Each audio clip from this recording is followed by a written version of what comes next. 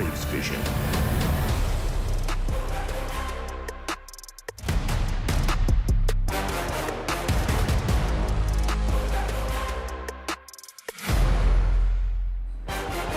Atlanta Braves baseball is presented by Truist. Overcast evening on the south side of Chicago as Atlanta and the White Sox meet for the second of a three-game series, and the Braves try to bounce back after an extra inning loss last night. Welcome, everybody. Tom Hart alongside C.J. Nikowski. We get a fantastic pitcher's duel tonight. Two guys in the top 10 in baseball in ERA.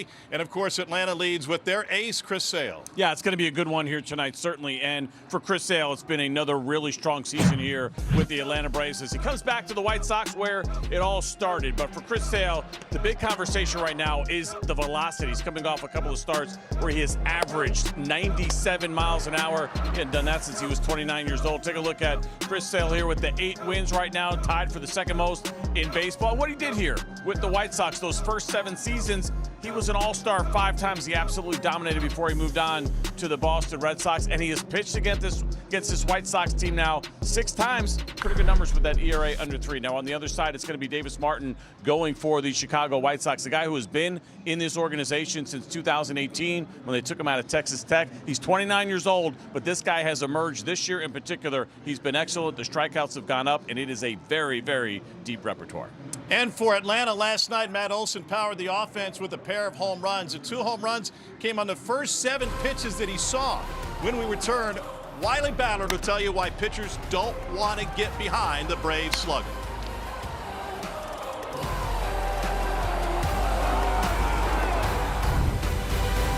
You to be an A-list member?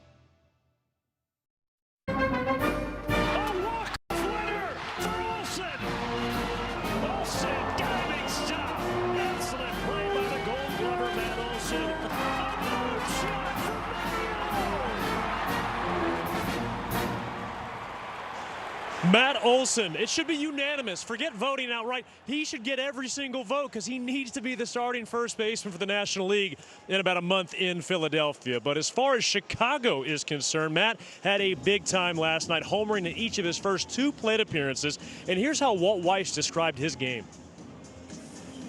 I mean, he has power to all fields. And yeah, if he barrels it, doesn't matter where, it's pole to pole, and it can go out anywhere. So one of the best players in the game, really. So how do you lead Major League Baseball in extra base hits? Well, it's these key ingredients from Papa John. So in hitter counts this year, Matt Olson leads baseball in homers and RBI. He's hitting over 500 in those spots. It's like a predator stalking his prey. And take a look at some of the swings we have already seen this season. And for Matt, last night, gets ahead 2-0, homers in the first inning.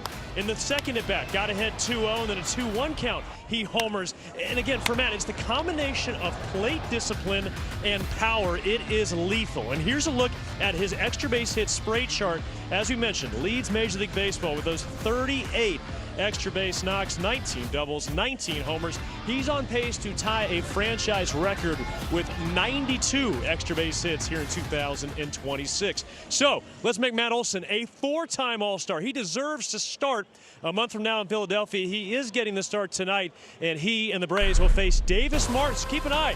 Is Davis Martin able to get ahead on Matt Olson? We'll find out when we come back. Tarps off, clear skies. First pitch, game 2 next.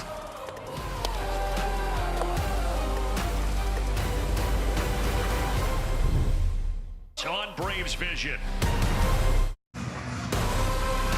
Game number 2 between Braves and White Sox here at Rate Field in Chicago. The nasty weather has moved out. Looks like we're good for baseball. And as we throw it down to Wiley for the Kia Field Report, a bevy of transactions made by the Braves today, Wiley. Yeah, a lot of news, Tom. And first and foremost, Ronald Acuna Jr. Has a grade 1 hamstring strain. Now, this is considered to be less severe, according to Walt Weiss, than what he suffered in Colorado. So hopefully the timeline is not as long, about 2.5 weeks. We'll see how it plays out. Regardless, Rowdy Tellez has been plugged in Ronald's place. He's on the bench providing a left-handed bat. And then on the mound, couple of changes. Carlos Carrasco, DFA. J.R. Ritchie comes up to give the Braves length in the bullpen. And then Tyler Kinley hits the injured list with a sore elbow. Walt Weiss said he doesn't believe it's anything serious, but they're going to be shorthanded for a few days. Didn't feel like they could do that. Plus, it gives Tyler a nice break, so James Karinchak is up. And I think I got it all. Yeah, that's a lot to get. And with Tyler Kinley going on the IL, we get a better idea of what was going on with the bullpen last night. Yeah, we weren't quite sure. Felt like they might have been a little bit thin, but that seemed to be the case. But the good news is for the Braves is they have some depth here to come help out. All right, time to take a look at tonight's batting order, brought to you by Racetrack. And with Ronald out, Michael Harris II moves in the leadoff spot. He had a 3-hit game last night. So did Ozzie Albies hitting behind him. That's 6 for 10 between the two at the top of the order.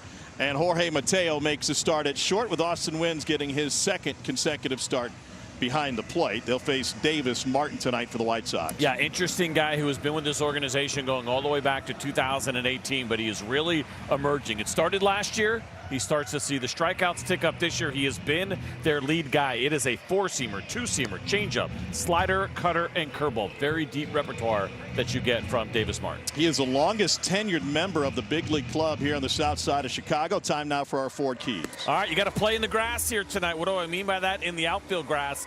This guy does not give up home runs. He's got the lowest home run rate allowed in the big leagues right now, and then it's best on best.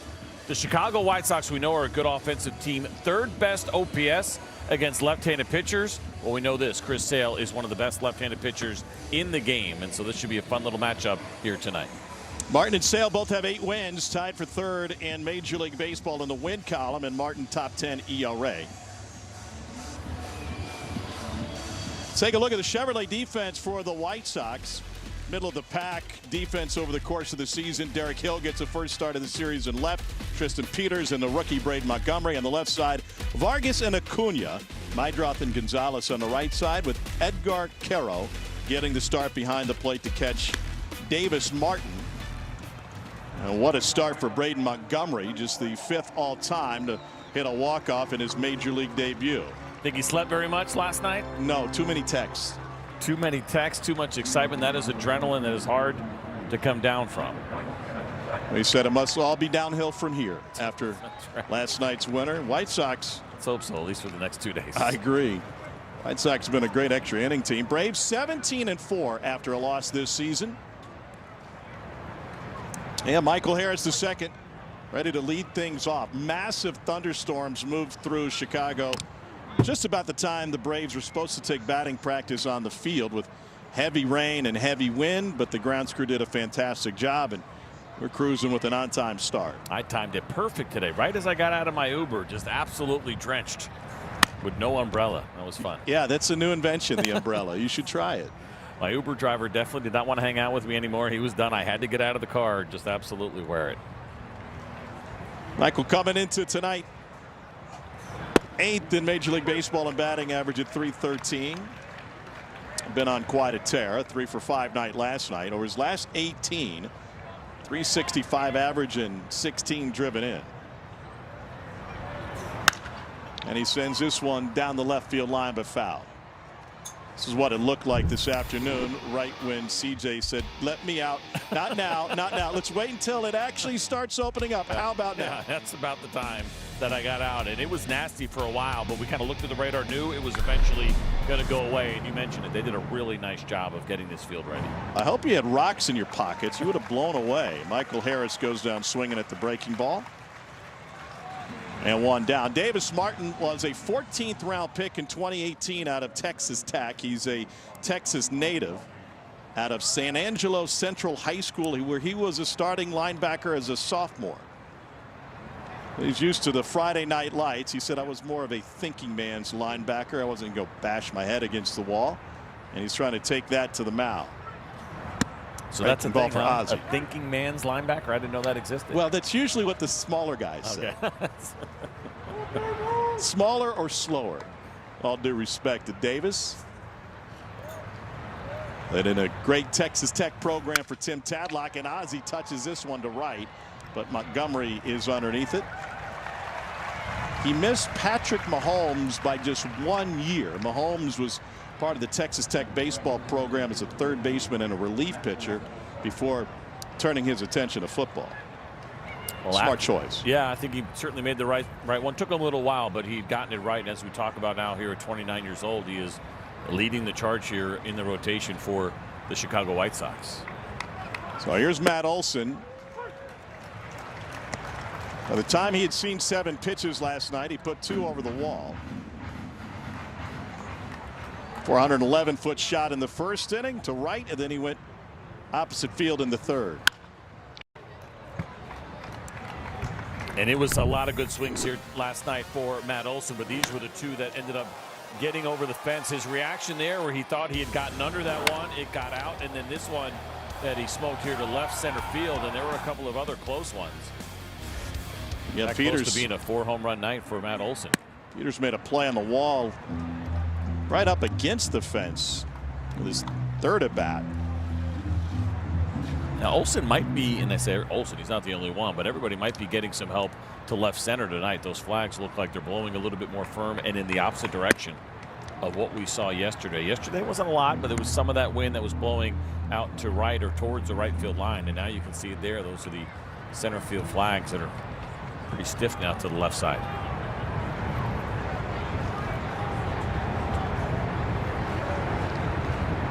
The 2-2 to Olson.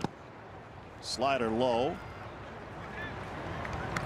Davis Martin has a lot in the bag, doesn't he? He does. Mentioned that repertoire. You're going to get both types of fastballs. Now, the batting average against those fastballs has not been anything special. 279 on the 4-seamer, 286 on the 2-seamer. But his changeup, his slider, curveball, all have been really good. And he gets Olson on the fastball. A couple of Ks in the first for Davis Martin.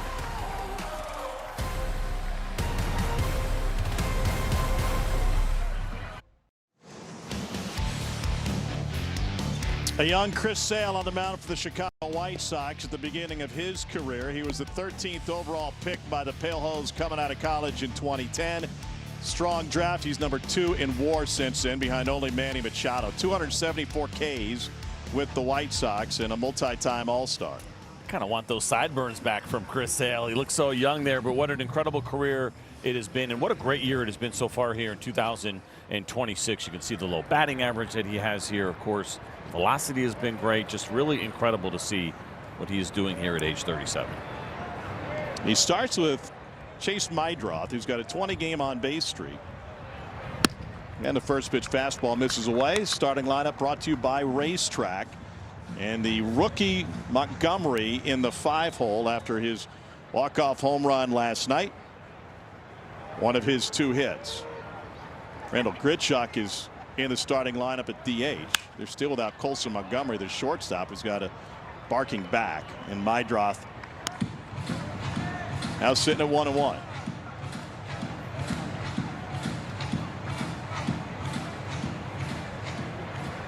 For 7 years, Chris Sale wore the White Sox uniform. 5 All-Star appearances in that time, and he's notched double-digit strikeouts in 4 of his 6 starts against his former team. Does that energy or focus kind of wane over time if you're in Chris Sale's shoes? 100%. I think it does. I mean, there's something about certainly coming back to this ballpark and where it all started for him, but I think as you get a little bit older and you've done it a few times, it kind of goes away. Meidroth pops it up. Here comes Yastrzemski racing to the line. And 1 down. Here's a defensive lineup for the Braves, brought to you by Chevrolet. Dubon at left tonight, and Yastrzemski flips to right. Bookending Michael Harris II in center. Jorge Mateo getting the start at short. And Austin wins his 2nd consecutive game behind the plate. If you are wondering about that adrenaline for Chris Sale, it's a pretty quiet night here. We had the rain, not a lot of fans. However, the fastball was at 99 miles an hour, that last one from Chris Sale, so he is feeling it early. Randall Grichuk looks at 99 for a strike.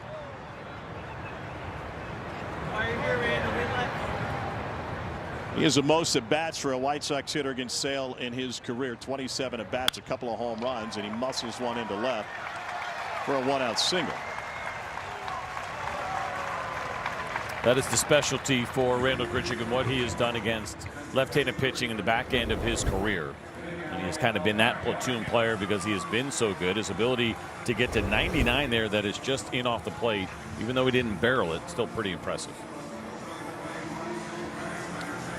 So a runner on for the biggest power threat in this White Sox batting order. It's Miguel Vargas, who's now tied a career high with 16 long balls after one last night.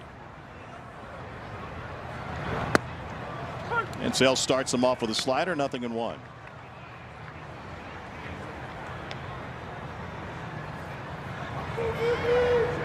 Vargas off to a good start in the month of June. .321 average with 3 home runs.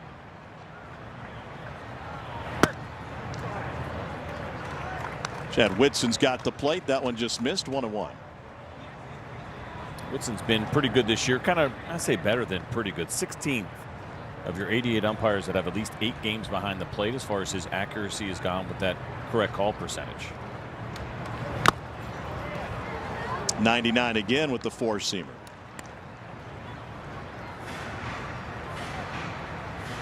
It's incredible to see. We've seen it over his last couple of starts how the velocity has ticked up here for Chris Sale, but 99 early, it's usually something we sometimes see toward the later innings when he's trying to finish off an inning where he reaches back, or maybe he gets a guy to 2 strikes and he's trying to finish him off. But we're seeing big velocity right out of the gate here tonight. Multiple times this season, extra rest for Sale between starts. And the arm fresh, the 1-2. Ouch. Our Defend the Mound features presented by Comcast Business. So take a look at this here with Chris Sale. His last 2 starts, the average fastball velocity on the 4-seamer is 97 miles an hour. He had not done that since 2018. For a start, he was 29 years old at the time, so it has been a while since he's been able to maintain the level of velocity that he has his last 2 starts here with the Braves.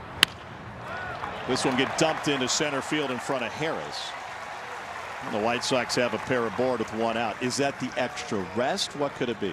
It's interesting, I'll tell you that. I don't know if there's a straight answer. The extra rest certainly helps. The Braves have been very good about that since he's put on this Atlanta Braves uniform going back now a couple of years, where they're always looking for the extra rest with Chris Sale. That certainly could be part of it. I mean, a lot has changed from the beginning of his career and the way that guy's trained, how you take care of yourself as you get a little bit older. But I think you could take a lot of guys and do exactly what Chris Sale did and not see that level of velocity. He's been blessed with a real special arm. Edgar Caro at the plate. Wiley? Yeah, you know, CJ, he spoke about it too after his last start. And to your point, I don't think this would be the case for every pitcher, but he did feel like some of that extra rest has a lot to do with the improved stuff, the improved velocity, and a little extra sizzle on the slider. The question for him is, can he maintain the command? He felt like that was going to be the focus of his bullpen between this start and his last, was saying, okay, I've got some extra stuff here, but I feel like I've lost a little bit of command at times with those extra days. Yeah, something about feeling a little stronger, right? That is a real thing for some guys, right? So the last start came on the 4th. Here we are now on the 10th. And how do you make sure that you stay sharp? Strong is one thing. Sharp, though, is another, right? Feeling confident and being able to put your pitches where you want to. There's something about when you get on the mound, you get a situation like this, and you feel strong and you start firing, but sometimes you almost feel too strong, right? You're going too fast, and maybe you cannot command the fastball the way that you want to. So it's a legitimate concern that you always have to have in the back of your mind. Feeling strong is great. Can I put it where I want to? So far, Chris Sale's done a good job of that. 1-2 to Caro is fouled back.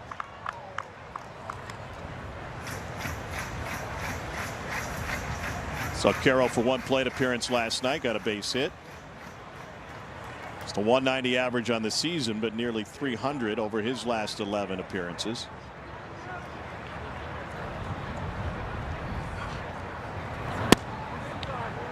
Just inside. White Sox now first place team. Cleveland lost to the Yankees today.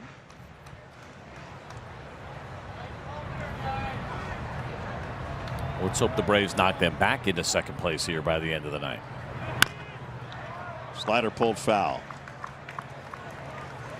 To Wiley's point and what he's talked about as far as those days of rest for Chris Sale this season, right? It's 12 starts. This is number 13. Just 2 starts on regular rest.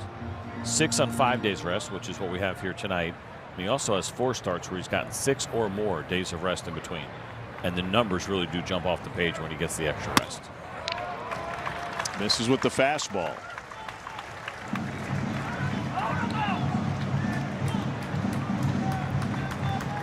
...18 pitches into the opening frame after he got Mydra to fly out the right. Singles by Grichuk and Vargas.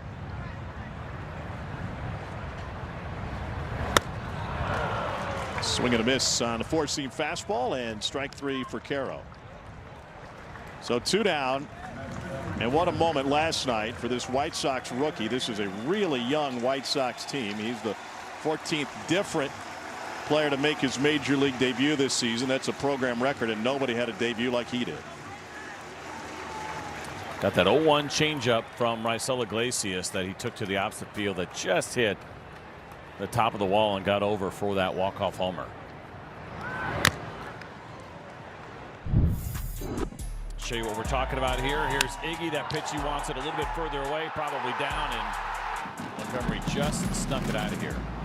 Of all the things that caught my attention yesterday was him taking his batting gloves off as he was rounding third base. I'd never seen that before. I don't know if he usually does it, if it was a nervous move, but he took them off and just kind of threw them into foul territory. Riley takes the short hop and takes it across to finish off the Sox in the first. 21 pitch inning for Sale.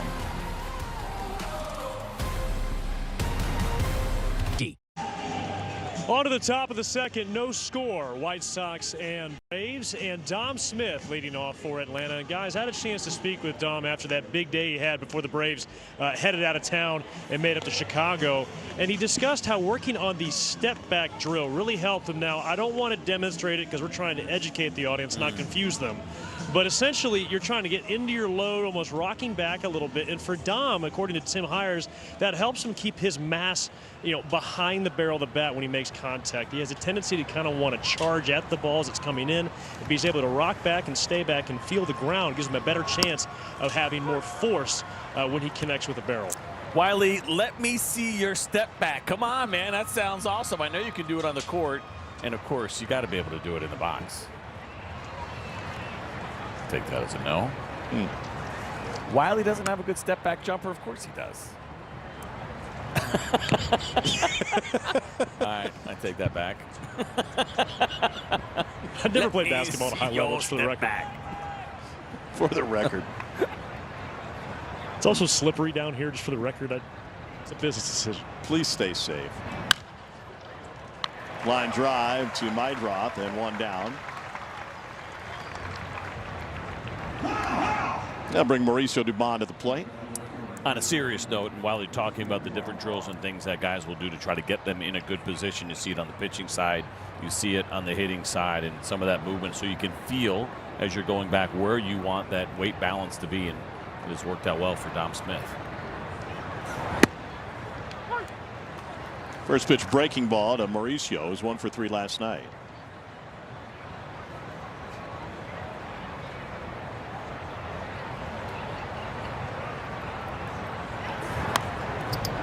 Ouch.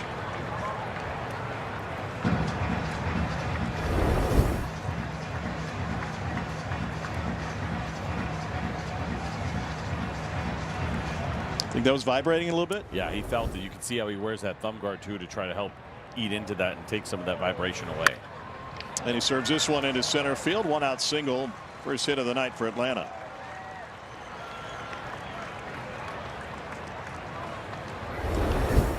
A lot of these guys are seeing Davis Martin for the first time, and Mauricio Dubon is one of them, but he does a really nice job. That's a slider that's away.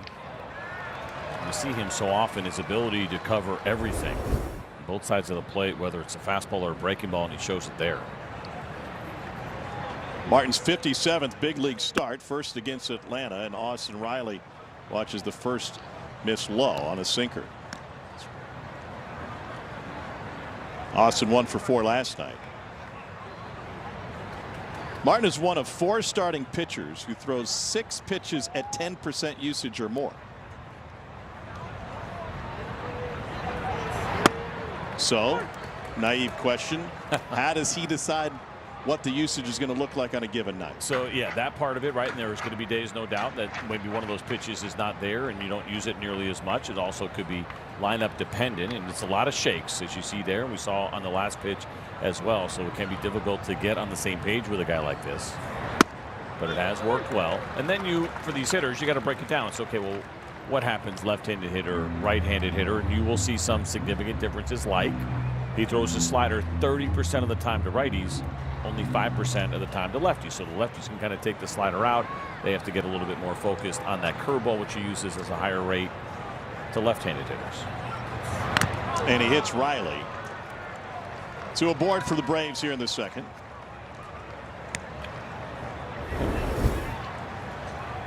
This is a four-seamer. Had a little bit of run, though, at 96 miles an hour as it catches both Austin Riley and Carroll. I'm not sure which guy was hurt more right there. Carroll had it seem like a more significant reaction.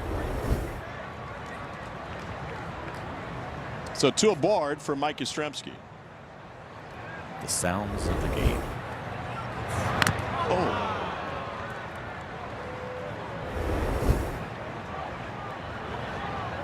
Probably hasn't taken that many pitches off of that part of the body. No, not too often. With all that gear you have, you're still going to be exposed.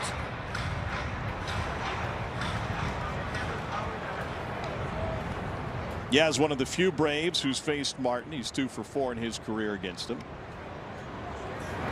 And speaking of all the stuff that he has and the pitch usage, Davis Martin said earlier this year that he got too wrapped up in what the hitter's strengths and weaknesses were and was overthinking the game and said, forget it. I'm just going to go with what my strengths are.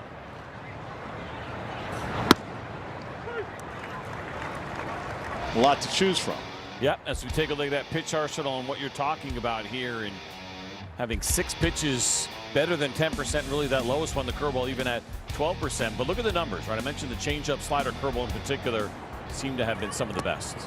And he's slider heavy against lefties, but that time comes with the curveball. No matter what it is, lefties haven't had much success hitting just a $111 against his curveball. Yeah, the slider and the curveball, and not surprisingly, that is where he has gotten most of his swing and miss. He's also seen a pretty big jump from a year ago where his strikeout rate is up 8% year over year. That is significant. Up the middle, backhanded stab, Mydroth can't get rid of it, and the Braves have loaded the bases. This went from looking like it had a chance to be a base hit in the center field, and then you got concerned about at least a force out at second. Probably not going to be able to turn 2, but it was on the table once you saw Mydroth come up with it, but he struggled on the exchange.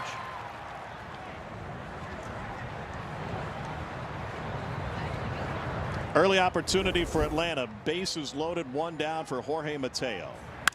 And he swings at the first but sends it foul. First batter of the night here with the Atlanta Braves to offer at a first pitch. Now, when you have a guy with a deep repertoire, sometimes you want to see it a little bit before you make that decision. But I think for Mateo, he looked at it differently. And he has seen Davis before. 1 for 2 with a walk and a homer.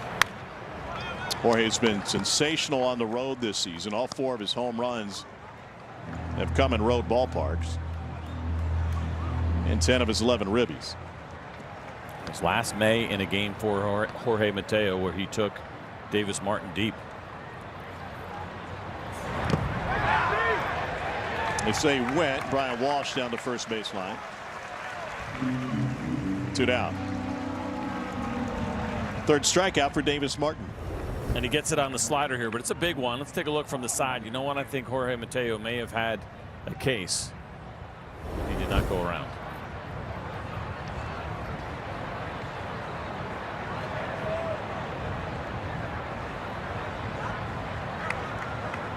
Here's Austin Wynns. Braves were just 1 for 11 with runners in scoring position last night. Montgomery tracks this one down and not up to a great start in that category tonight.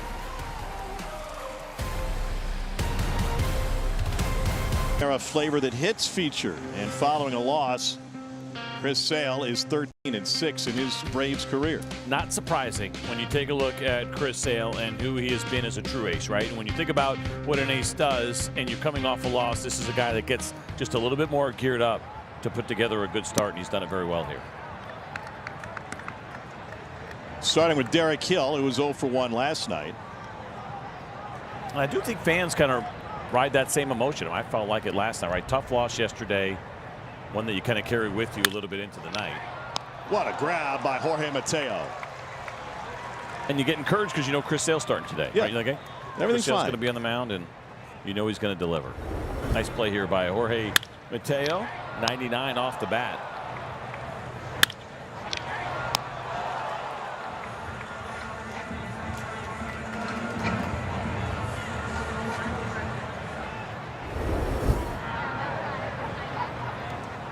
Jacob Gonzalez had a pair of hits last night. Ouch. That one caught Austin Wynns in the hand before getting him in the inner thigh. Yeah, that's concerning. Certainly, you're going to keep an eye on Austin Wynns right now. There's an adrenaline factor where you feel something here for a second, and then you get concerned about any potential swelling. Look like maybe those last 2 fingers or the pinky on the knuckle where it got him.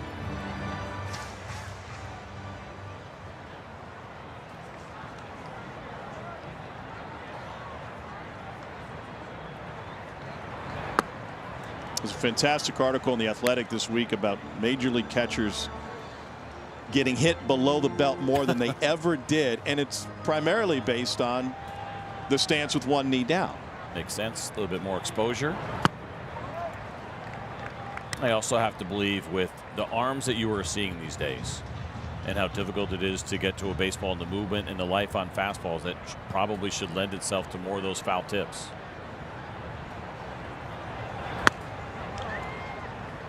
And we'll get a challenge and the sinker. The catcher is challenging the ball call. Well, this is going to be pretty interesting because this looked like it caught the plate by a lot. Oof. Pitch was strike. Atlanta retains the count. So coming into this one for Chad Whitson, done a pretty good job. 27 of his 46 challenges have been overturned. 9 by batters, 18 by catchers. But it was just one of those bad misses. It happens. 2-2 to Gonzalez. Catches the edge for a strike. Second K for Sale.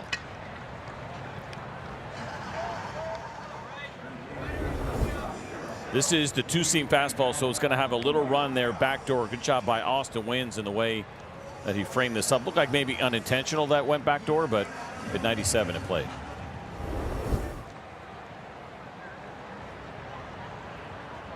So here's the only Acuna we'll see in action tonight. Luis Angel sends a line drive to left field with 2 outs. Brothers exchanged the lineup card last night. They started the first major league game together. Aggressive here from Luis Angel Acuna against the fastball. It's the 4-seamer at 97.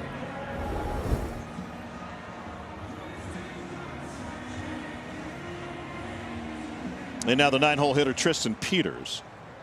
And he's the guy that you have to keep an eye on here with Acuna, even though you're looking at less playing time. 11 for 12 in stolen bases this year. His 11 are the most of anybody on the active roster right now. Wins behind the plate for the Braves. Has thrown out 30% of would-be base stealers in his career, which is a really strong number, well above league average for Austin Wynns. Peters was 0 for 2 last night. Braves held a 4-0 lead in the 3rd inning, but the White Sox came back and ended up winning at 6-5 and 10.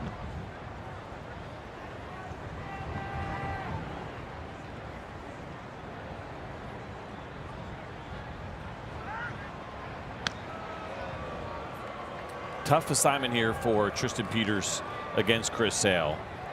Righties this season, he's hit .318 against them, but the lefty just .143, so he has had an issue against left-handed pitching, not surprisingly, and this is not just any ordinary left-handed pitcher.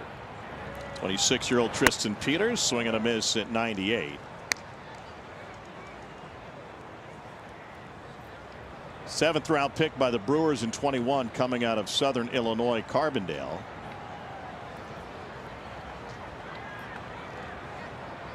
Debuted for Tampa Bay last August. There goes Acuna. Pitches popped up to left field. Dubon racing over there. So is Riley. Comes up empty. Remember I told you that Peters played for the Savannah Bananas? Yep. There's no comprehensive list of, because that was a college summer league team. Yeah, really, they were normal. Yeah. Yes, fair enough. Braden Shoemake, who made it to the big leagues for the Braves, among others that played for that then Coastal Plain League team. They did still do the dancing and the singing, not to the extent they. Oh, they did? Yeah. Oh, I didn't realize that. Okay. Yeah, more like in between inning entertainment. Now they're selling out football stadiums. Uh-huh.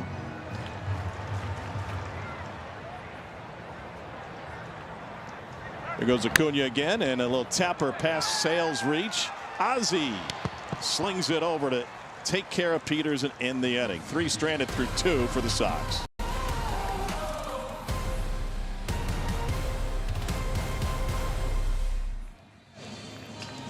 Are you guys there? Yeah, go ahead, caller.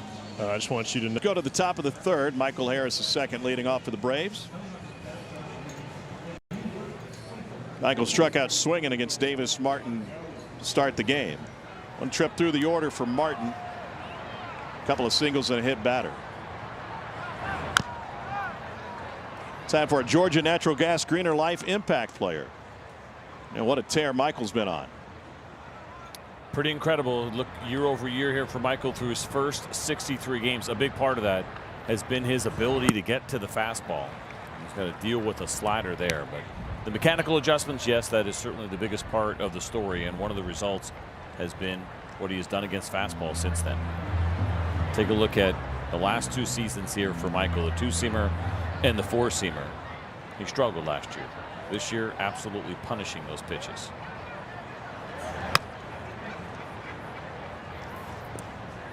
Former 4-seamer up and out of the zone. 1-2 now to Harris.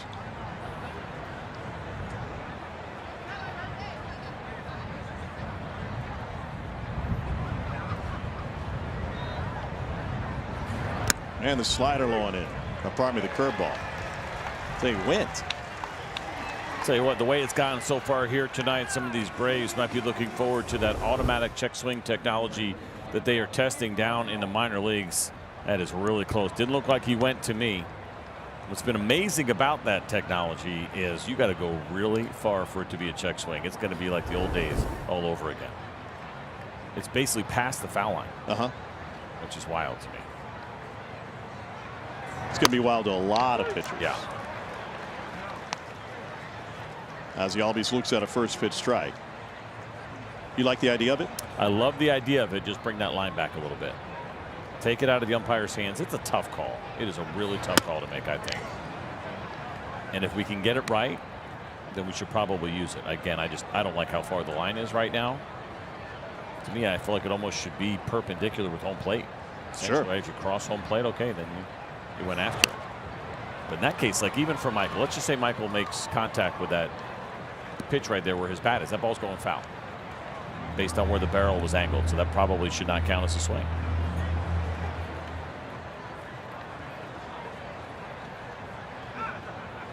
Ozzie's coming off a 3-hit night last night.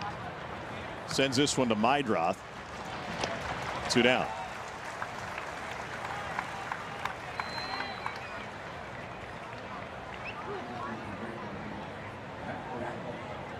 Matt Olson hit 2 home runs on the last road trip. Already 2 home runs into this one. He came on his first 2 plate appearances of the swing. After this, Braves head to New York for the weekend. Curveball low, 1-0.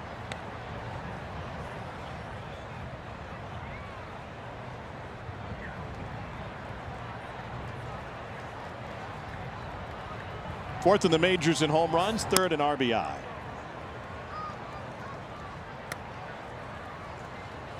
Braves fans in the house, and the sun trying to make a early evening appearance after being hidden for most of the afternoon.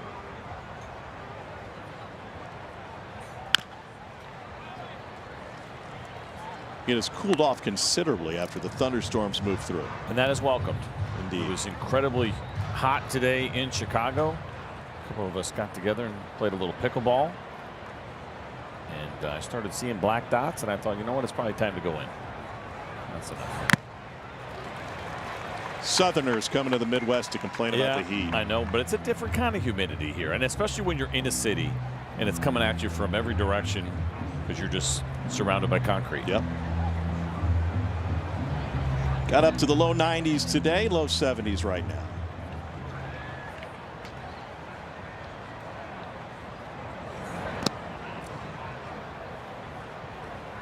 See here if Martin is as aggressive as he was last time against Matt Olson. It was a 94-mile-an-hour fastball once he got him into that 2-strike count that he was able to finish him with. But you see the pitch count device right there on his glove.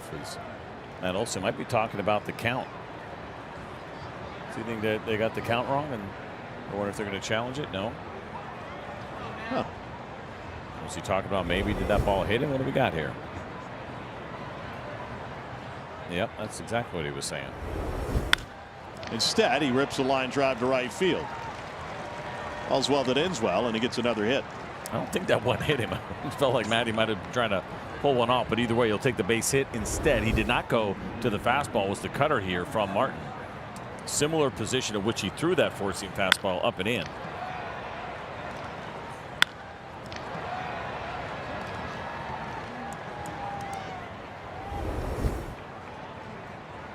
So the inning extended for Dominic Smith, who lined out to second base his first time up.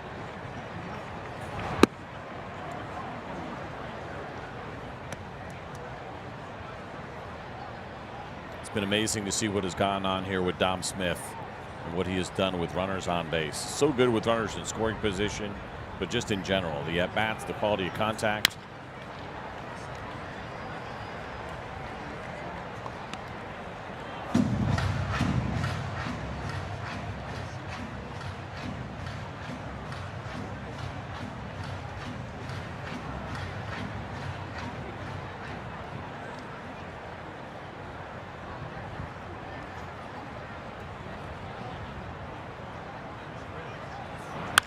And he drives this one into left center field. That gets down for a hit. Olsen motors to third, and the Braves, wide turn and dropped at second base by Mydroth, and Dominic Smith bailed out by the drop.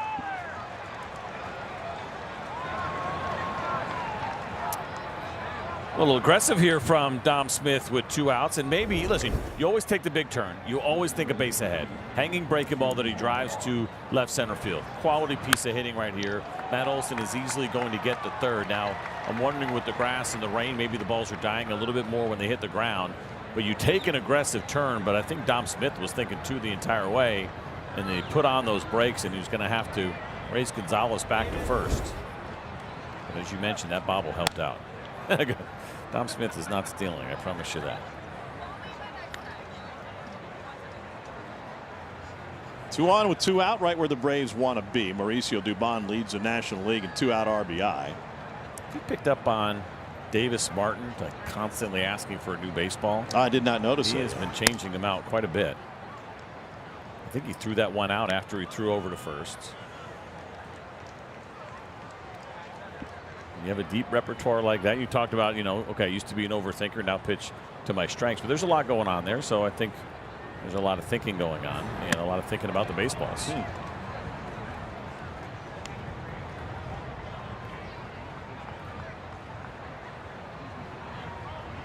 2 home runs with 2 outs and runners in scoring position. It's numbers with 2 outs and runners in scoring position, second best in Major League Baseball. He sends a high fly ball that turns around Montgomery, and Montgomery casually hauls it in after putting together a spin move. 2 stranded for the Braves.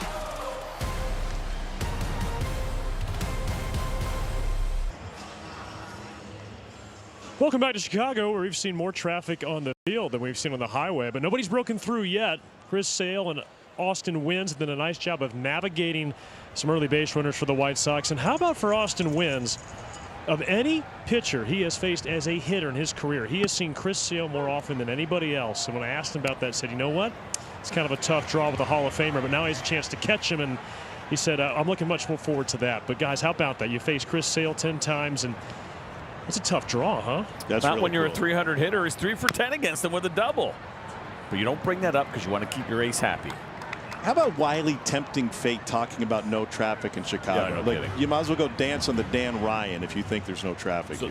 Yes, but I will tell you this: that the idea that we have 3 night games here, it's one of the unusual times that I'm okay that we don't have a day game on a getaway day, because you always get excited about the day game, and then the day game's over and you got to go to the airport. The traffic's horrific. You're like, oh, I wish we just would have played a night game so we could have gave all that time back. Exactly.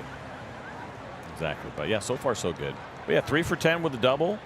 3 punch outs there for Austin Wynns. But listen, he may joke about a tough draw and he says all the right things, but make no mistake about it. When it's all said and done, Austin Wynns will be telling his grandchildren, anybody else who's willing to listen, that I hit 300 against the Hall of Famer.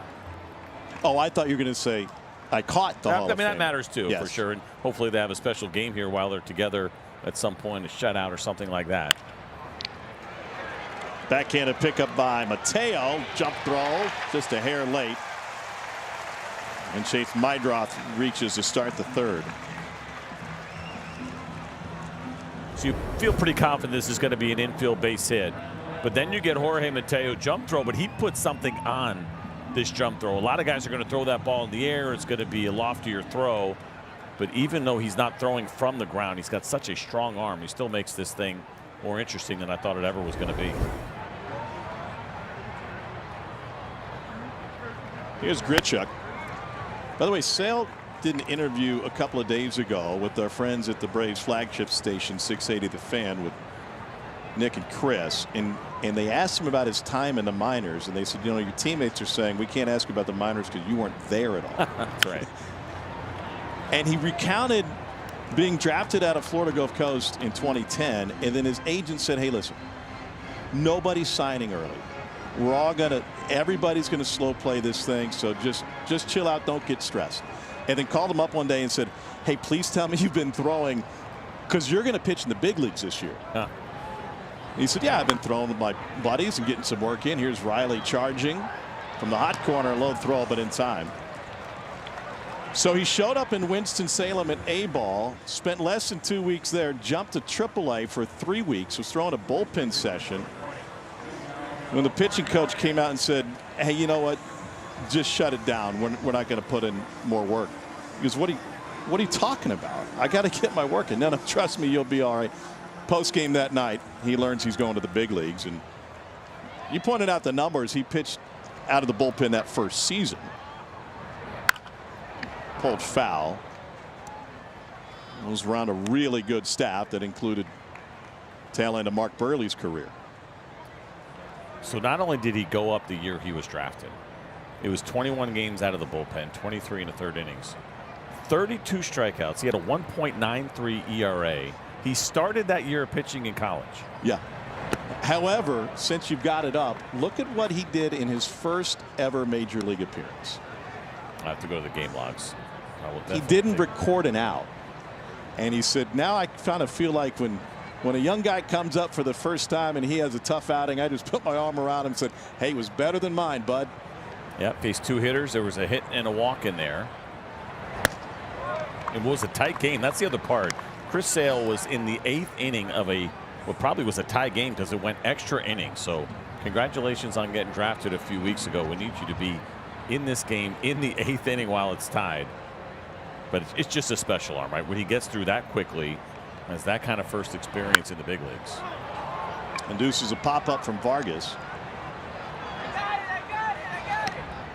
2 down.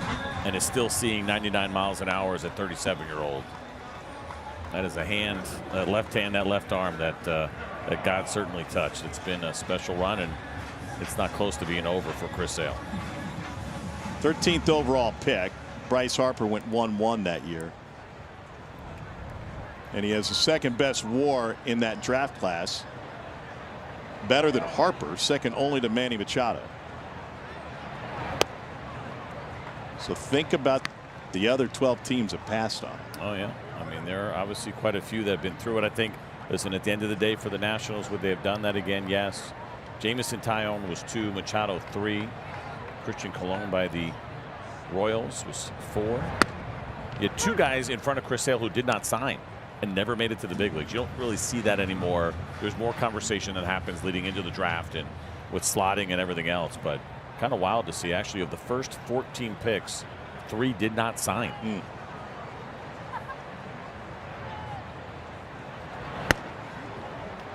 But I remember watching Chris Sale when he was young, right? Tail end of my career, and then as I got into broadcasting early in his career. And I've always said, and you know, there's a lot of uniqueness about him, his build, right? How thin he is, but how much power he can generate, how low of an arm angle that he throws from. And there would have been a time that if the wrong person got around Chris Sale, they would have tried to change his arm angle. They would have tried to get him more traditional, and that would have been an absolute mistake. Edgar Caro is late on the 4-seamer, and after the leadoff man reads, he puts him down 1-2-3.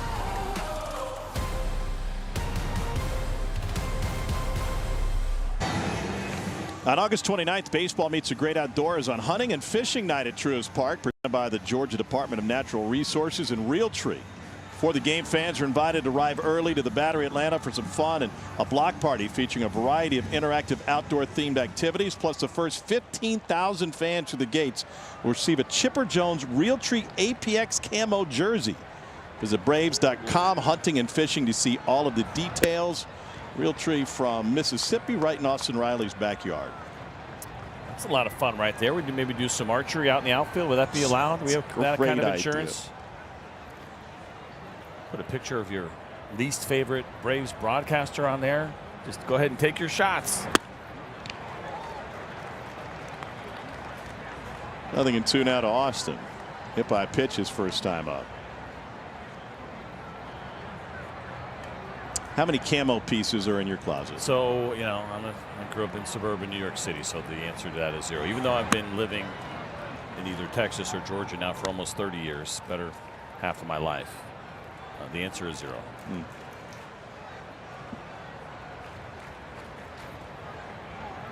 How many for you? Honest answer, as Riley sends his foul, 100% of the camo pieces I own are Realtree. Oh, is that right? Yeah, okay. I've got 1 coat. Sounds like a nice coat. What was that date again? August what? Yeah, late August. 29th. I'll be there, so my wardrobe will grow by 1. I mean, I do have the hat from last year that we gave away. Does that count? Sure. We'll include hats. I got a few of those. Who wants it? The center fielder will take it. Peters cuts in front of the rookie. Speaking of Peter, does Peter Millar make a camo polo? I don't think it's there yet. Unless you're trying to hide in the middle of the fairway. Here's Mike Yastrzemski.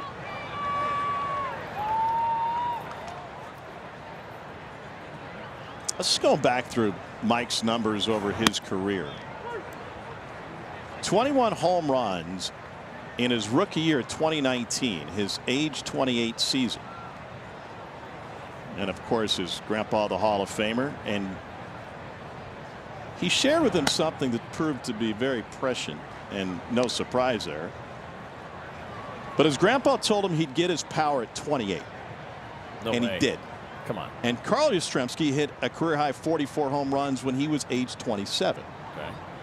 So he knew what he was talking about. 18-time All-Star and MVP, and foul territory for Vargas to the tarp.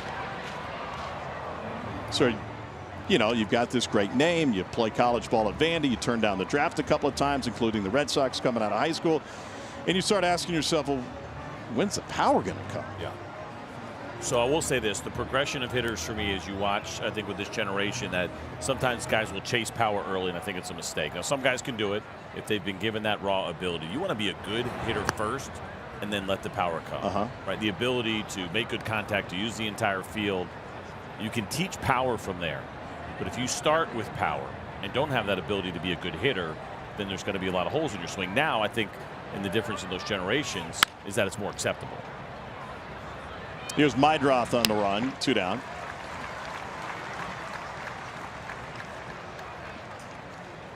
Major league debut at age 28 for Mike after being a senior sign. What a journey he's been on. Yeah, and he's great here. And I got to interview him after he signed, and I knew a little bit about him, but listening to him talk, just the way that he approaches the game, the way he approaches being a teammate, and why he came to Atlanta. I knew Braves fans were going to absolutely love him. He's a great teammate. The guy loves the game. He's very serious about his craft. There's a lot to appreciate about Mike Yastrzemski.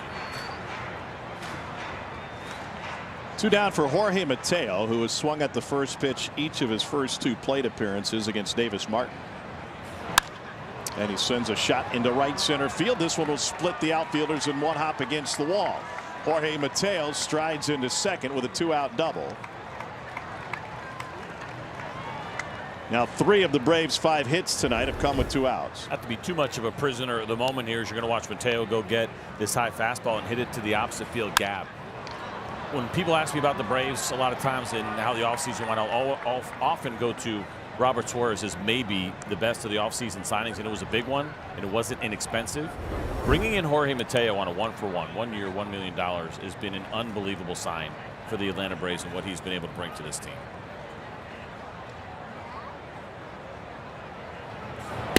And that was only because Ha-Seong Kim had gotten hurt after he signed in Korea when he slipped on the ice. It was kind of an emergency move. We need another infielder, and he has brought a lot to the table.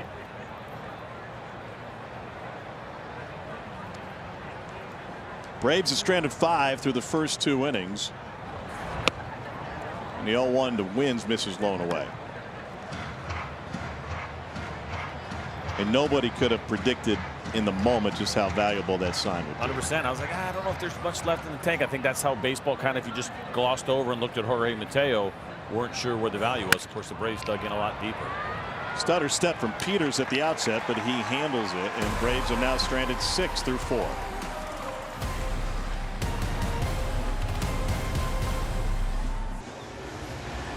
Take a look at our Toyota trends tonight. Chris Sale second in baseball with a 29% strikeout rate, and that matches up really well with this White Sox offense. Among lefties, right? That became important because we talked about this in our 4 keys today, is that the OPS there against lefties for the White Sox and how good they have been against lefties.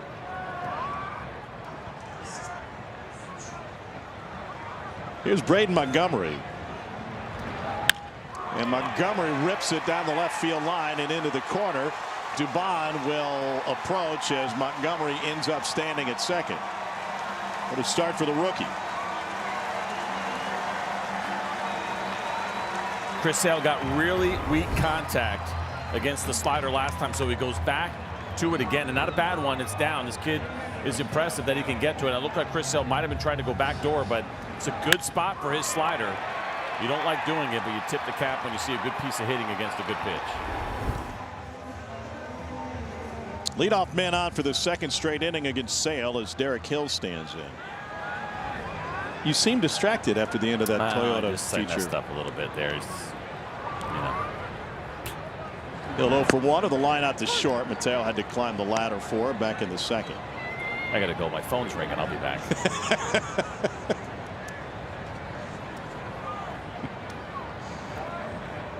Am I doing the rest of the game by myself?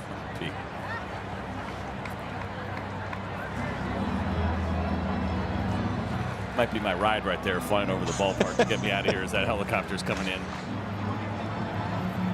What happened to CJ? He went away in a black helicopter. We haven't seen him since. Corners are in for Derek Hill. White Sox lead baseball with 20 sacrifice bunts on the year. And Hill throughout his career shown elite speed.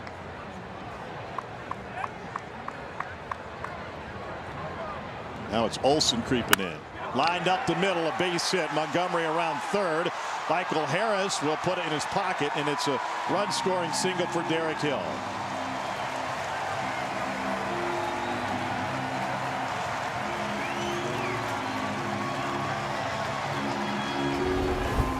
Well, he got the two-seamer, the sinker that is working away from right-handed hitters, and you see the shorter approach there. You got a runner in scoring position. Again, that's a good pitch. It's probably off the plate a little bit there at 91 miles an hour from Chris Sale. And smart play here by Michael. Sometimes you get a little over-anxious. You try to make this throw. You do that, and then you're going to get Hill over at second base, and you lose the potential double play. Jacob Gonzalez, and a runner goes. The throw down to second is late. Delayed steal for Hill. And he's granted time. You don't see it too often, and you pick your spots, and when you try to do this, and they did it pretty well, did the White Sox, right? It's not that straight steal. It's just a big shuffle and a delay, and what you're trying to do there is catch everybody off guard, and Austin Wins, they were able to do that against him.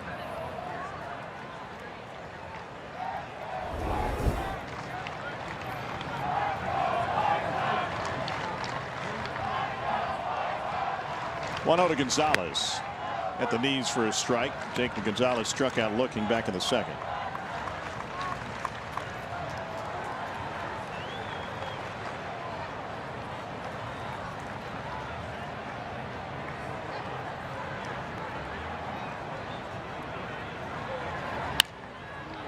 Pulled Matt Olson, who takes it to the bag. Advances Hill to third.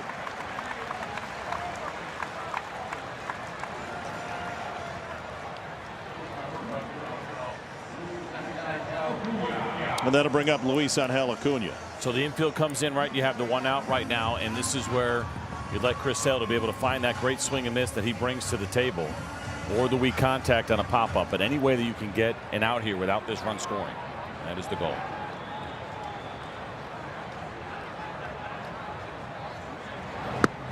If you missed the news from last night, brother Ronald out with a grade 1 hamstring strain.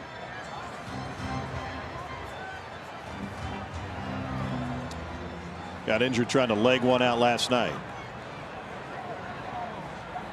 Good smart pitch there. Remember, he jumped on the first pitch fastball he saw in his last at bat.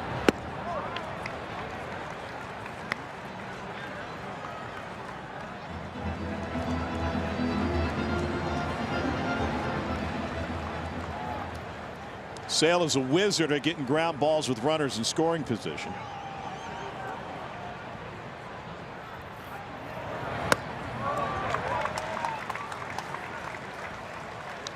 Come back with the slider here. Elevated fastball plays pretty well. Chris Sale, even though the repertoire is simple, he's not afraid to double up. Even though, again, Acuna hit that fastball in his first at bat, it doesn't mean you stay away from it. In 2-1 count, you don't want to fall behind. Not with the good speed of Acuna. Now 3-1.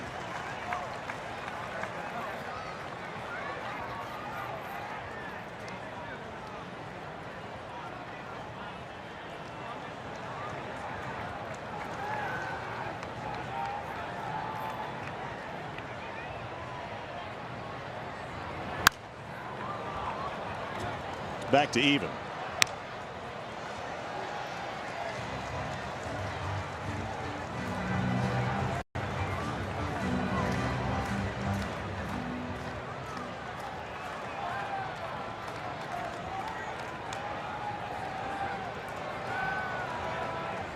Payoff to Acuna.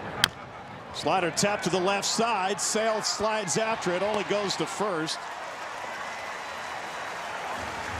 And every time he comes off the mound like that, you kind of hold your breath.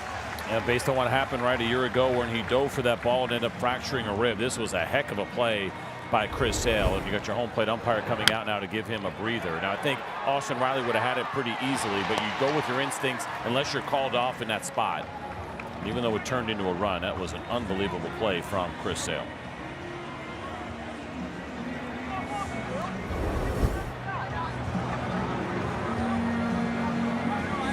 Will Venable doesn't seem happy right now. What's he upset about? Oh, is he mad that he went out there? Yeah. Yeah, he's saying thank you. Like, why are you giving Chris Sale that breather? But that's a veteran umpire. And listen, an umpire takes a foul ball off and he needs a minute. Catcher always does it for him. But I don't think Will Venable liked the idea that Chad Whitson was able to give Chris Sale an opportunity to catch his breath. In the day and age of the pitch clock, right, it's different. Chris Sale in the old days could have stood behind the mound until he felt like he was ready.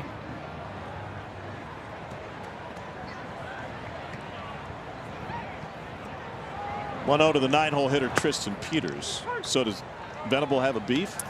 I don't mind it on his part. Again, even though he's wearing a different uniform, I think if I saw Walt doing the same thing, you'd get behind the idea. And it's etiquette in the game, showing some respect to a veteran pitcher. He's got a little bit of a beef, but I also appreciate Chad Whitson doing that. Lunges at it.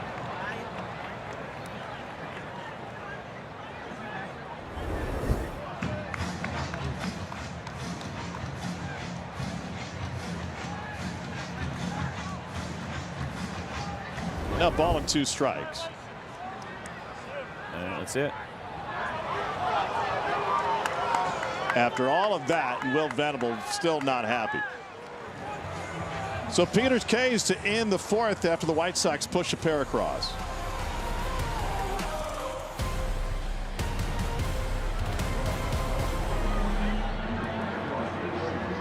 Two 0 White Sox, top of the 5th inning now, game 2 of this 3-game series. Long discussion between innings between Will Venable and crew chief Bill Miller as Michael Harris takes a bender for a strike. After the pitch clock violation rung up Tristan Peters to end the 4th. Harris 0 for 2, couple of Ks, both swinging. And he sends it to center field. Peters Okay, so two elements here. First, it was Chris Sale after fielding the swinging bunt, giving a chance to get a breather from home plate umpire Chad Whitson. Walked out to the mound. Wanted to make sure the veteran was okay. Will Venable didn't like that, and then a little bit more upset after the pitch clock violation. You see the clock right behind home plate and behind Tristan Peters. He was not in time, right? You got to be making eye contact in the box by 8 seconds. And it was a good call. He got it right. But it's amplified there for Will Venable, the manager of the Chicago White Sox, because he just saw the umpire give Chris Sale some time. Now, those two things are separate of each other, and it's a single beef where it all happens kind of in one shot. Ozzie with the base hit.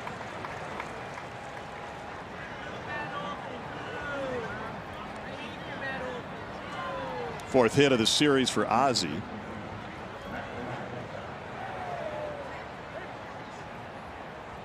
Then it brings Matt Olson up.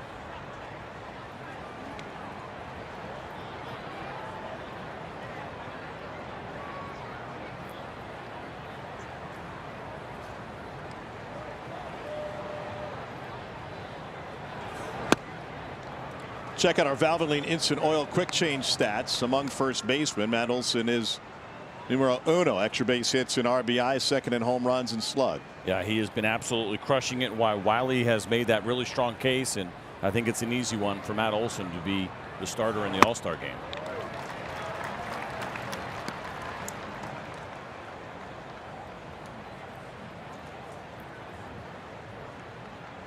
Two for four last night with 3 driven in.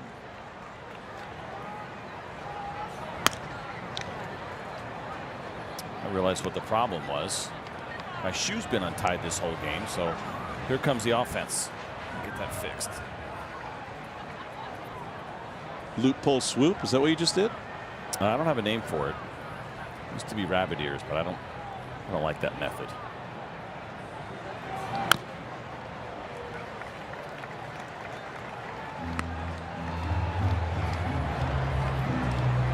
.75 pitches now for Davis Martin.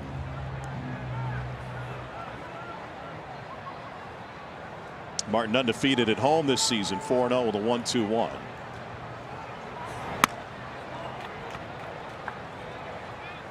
They've been somewhat careful with the pitch count. They have not pushed too hard here on Martin so far this year. He's only seen triple digits once, where he threw 105 pitches. Everything else has been under.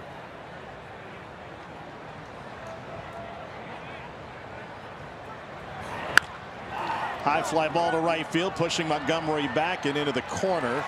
Hauls it in. Ozzie retreats to first. The other thing so far here through 4 2/3 for the Atlanta Braves is that there has been some hard hit baseballs that are getting caught right now, especially in center field. There's been a couple of decent ones to right that are falling in the gloves of these outfielders. Remember, we talked about Davis Martin and how he's not allowed very many home runs, leading baseball in home runs allowed per 9. So finding some grass in the outfield and seeing some of these get down would be a trend that we'd like to see go in the opposite direction. 3 home runs over 72 1/3 coming in as Dominic Smith gets ahead in the count.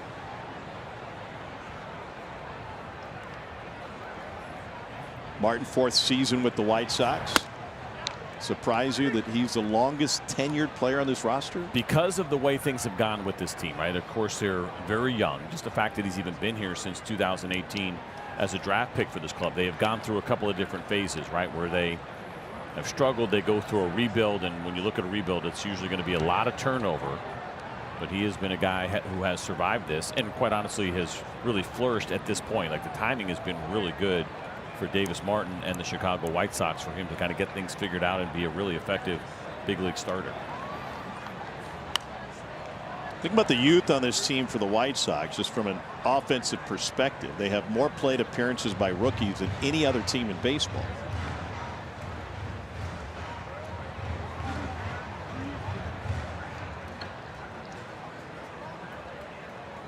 Young squad that's sitting in first place right now, and they're doing it without Munetaka Murakami. And this one's driven into the corner. It is foul.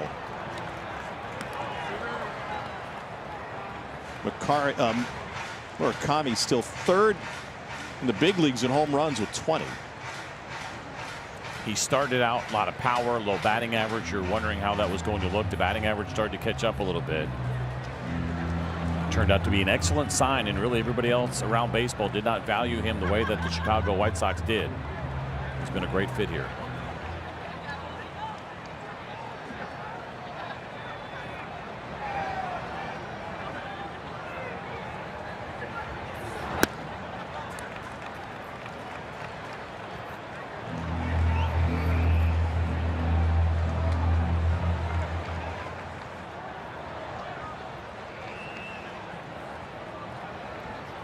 Braves loaded the bases in the second, but left them stranded. Left 2 aboard in the third and stranded 1 in the fourth. Ozzie on the run, and it's chipped foul. That's why you saw Carroll kind of jump out in front of home plate, reminding the infielders, right, 3-2, 2 outs. Ozzie's going to be moving. Any ground balls in the infield, that play's got to be to first base.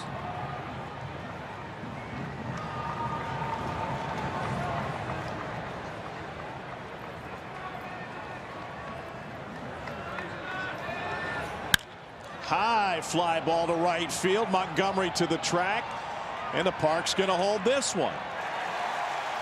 Dominic Smith with the fly out. Braves strand another. Middle of the fifth, down 2.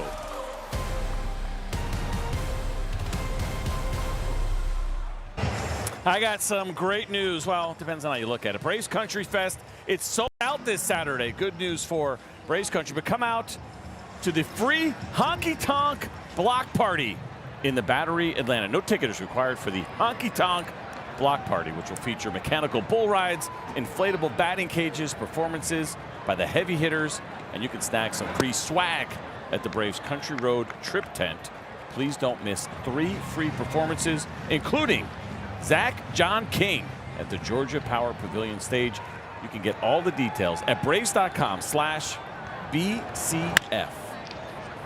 That was fantastic. Ozzie takes care of my draw. 1 down. Have you ever been on a mechanical bull? No. What would it take? I've seen him through the years in the minor leagues, right? Never a really good idea. Some of those stops he'd have along the way. But what would it take?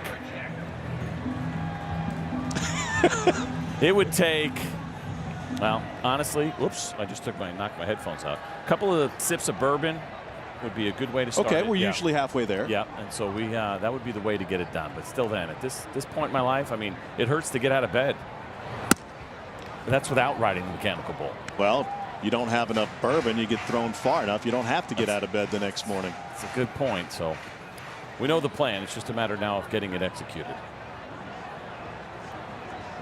How about you and I take a road trip to the Cotton Eye Joe outside of Knoxville, Tennessee, and we'll put you on that mechanical bull. I've not been to Knoxville, Tennessee. Remember, they used to have a AA team. Yep. Way back when I first broke in. If you can get me that guy's hat, I'll consider it. He just kind of made his own hat there. Strike to Grichuk. They are having a pretty unique hat giveaway later this year. They're giving away a Pope hat. For Pope Leo. Working on some converts. We know, of course, he is a huge Chicago White Sox fan. Pope foul. By the way, coming into this game, because this team is so young, as you take a look at the Pope, there's only 2 White Sox, current White Sox, that had faced Chris Sale in their careers. Drew Romo's not in the lineup tonight, 0 for 3. And then this guy, Randal Grichuk, 30 plate appearances against Chris Sale in his career. They've had some good back and forth. 8 strikeouts, but also a couple of home runs for Grichuk over the years.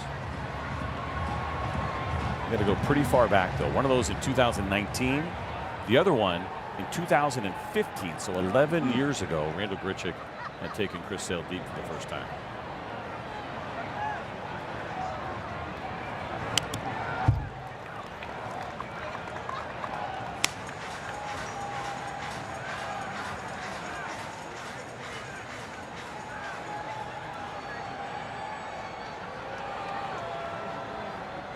White Sox tied for the lead in American League Central after the Guardians loss earlier. Foul back. Only been 2 world champions out of the Central this century. Royals most recently, and before that the White Sox in 05.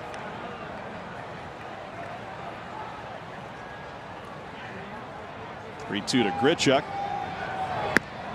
And there's a walk. And the man we're talking about earlier, Pope Leo, was here for the World Series in 2005. How about this find on the cutaway in the World Series against the Astros? There he is on the left. No hat there. No hat. They've marked the seat. Listen, it's a pretty big deal, right? I mean, huge deal. Now that he's Pope, you should get your own seat. What do you think the conversation would be like if Pope Leo and Aaron Rowan never sat down to talk ball? I think it'd be certainly very interesting. We know this. It'd be a very clean conversation. Yes, should be. At least half of it.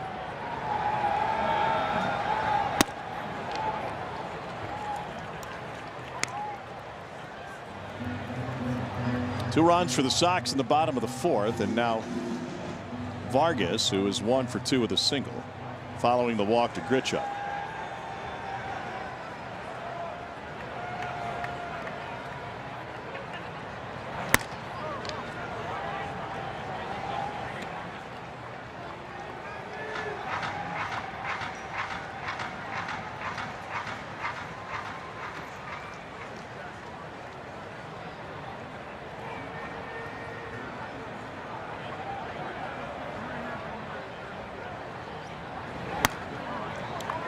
Back up to 99, but the command not there, and takes the count to 2-2.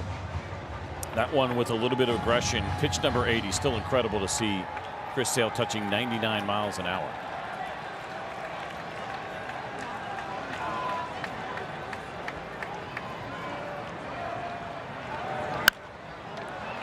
Golfed into shallow left. Dubon coming on. Mateo going back, and Dubon takes care of it. 2 down.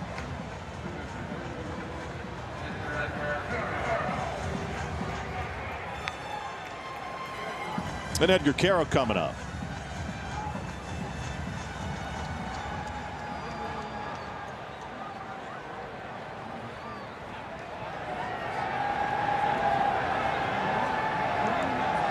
Sale coming off of a 10-hit game against Toronto over 5 2/3 innings.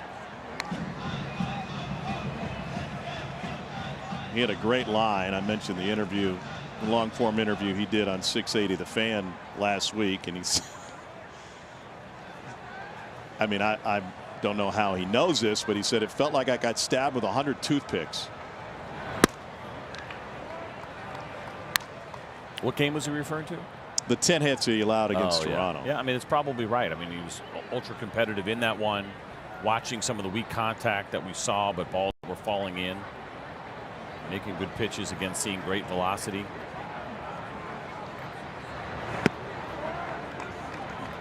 And his first appearance as a Brave in this ballpark happened his first year here in 2024. Now with the Braves only coming here every other year. And he threw really, really well. Yeah. 7 innings, 1 run, punched out 11. But he ended up taking a loss in that game. The Braves lost it 1-0. Luis Robert Jr. connected for a solo home run in that game. So far now here through 12 innings for Chris Sale as an Atlanta Brave in this ballpark, he has not gotten a single run of support.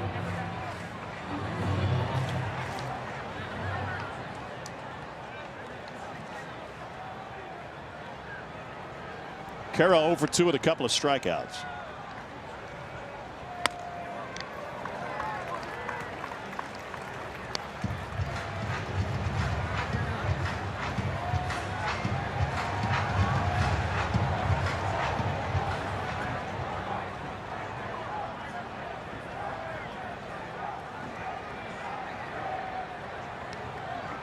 Runner on the move and struck out looking. Caro 0 for 3 tonight.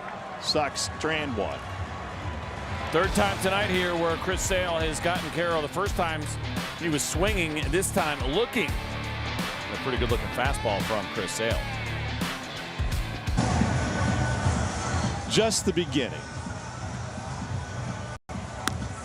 2-0 White Sox, top of the 6th. I do kind of like how they're trying to stay tight in that one section. Those two dudes on the left. Let's go. Fair territory, please. Maybe there's a drinking section and a non-drinking Actually, I section. say that. It's foul territory for sure. It looks like it's fair there, but that is very much in foul territory.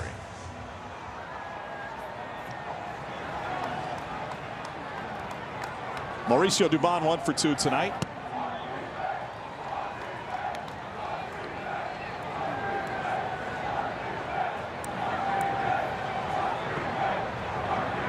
Nothing in 1.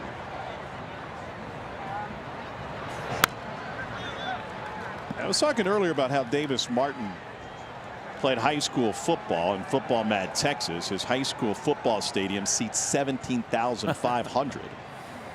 It's not the largest in the state, but one of. And as a pitcher, ouch, he led the entire state of Texas in strikeouts his senior year. So he was asked about one of his warm-up routines that he does on, quote, a non-throwing day after a start. And he likes to toss the football around. Ground ball to short. Here's Acuna. And when he was asked about it, he said, listen, even the hardest throwers in the NFL, Josh Allen throws like 74 miles an hour with the football. So the football allows low intensity volume to loosen me up. I know I'm not going to reach back and throw anything 90 plus with a football. Yeah, and so you see a lot of pitchers that do it, right? And I remember actually years ago working out with John Smoltz in the offseason, and he could absolutely throw bullets with a football. A lot of guys will use it to warm up. You're right. It does give you a little bit more of that resistance. Guys coming back from injury, it feels really good sometimes to throw the football before you start throwing the baseball, but it's a good training tool. And if I'm not mistaken, Nolan Ryan and Tom House, his longtime pitching coach, they were pretty big on throwing the football as well. Doesn't necessarily have to be that you're throwing spirals. I actually talked to Dylan Lee today on my radio show, and throwing the football came up as well for him. Wait, walk me through the spiral part of it. The way Dylan Lee was talking about it today, it's like you're not worried about necessarily throwing that tightest spiral, right? Because it's different, right? Because football players can throw that thing all day long. You don't hear about Tommy John surgery. Yeah. Right. So thinking about the actual pressure that it puts on your arm while you're still getting that good shoulder workout that you're looking for. You see Paul Skeens do it, and he's warming up, and obviously we just saw Martin as well pregame. But that has become, I think, a lot more popular among pitchers to throw the football to get that shoulder going, but also it's a good workout without putting all that stress on your elbow. Started playing football as a 5-year-old in Texas, and a swing and a miss for Austin Riley. And now time for a quick message from Kia.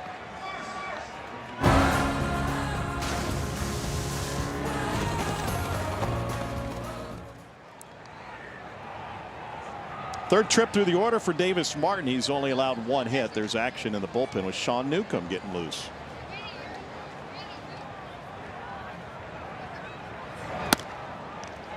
I think with him, you sit here and look at the lineup with Yaz and now a couple of righties that are due. Newcomb probably up. Had there been any trouble for Davis Martin, maybe he would have been in this game against Yaz, but because he got the first 2 hitters, Will Venable is giving Martin an opportunity to finish this inning.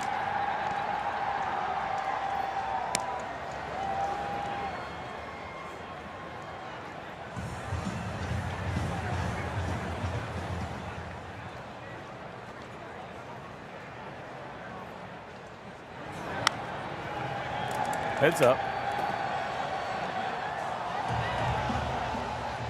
It was right over your head, a little bit lower, and we would have tested the hands a little bit. Yeah, we would have tried. Yeah, we would have tried. Where were you when you caught one this year? Boston. The day I say baseball, according to my wife. And am I right that you called that the greatest athletic achievement of your life? Probably. I mean, there was your chance right above you, about 12 feet or so, and no flinching by either one of us.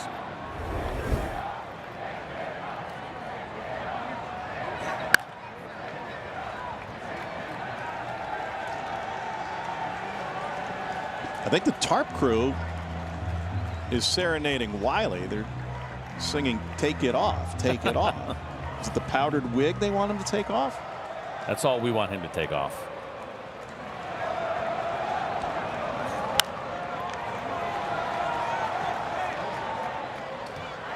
I like the fact that they're all-inclusive. Some people that shouldn't have their shirts on still feel part of the group. Shirts all off. Welcome. Yeah. A lot of peer pressure for any guy that comes up there with the shirt on. don't.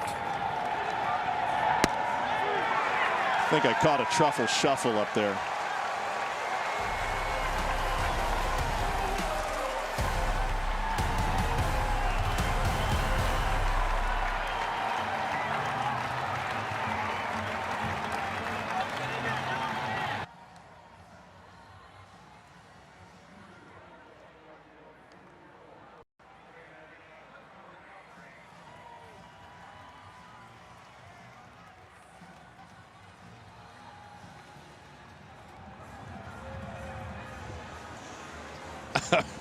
All right, Sarah, thanks. For a second there, I was curious what he meant by smash. 2-0 White Sox with the lead. Bottom of the 6th, here's Braden Montgomery again. Talk of baseball after his walk-off winner last night, just the 5th to hit a walk-off home run in his debut.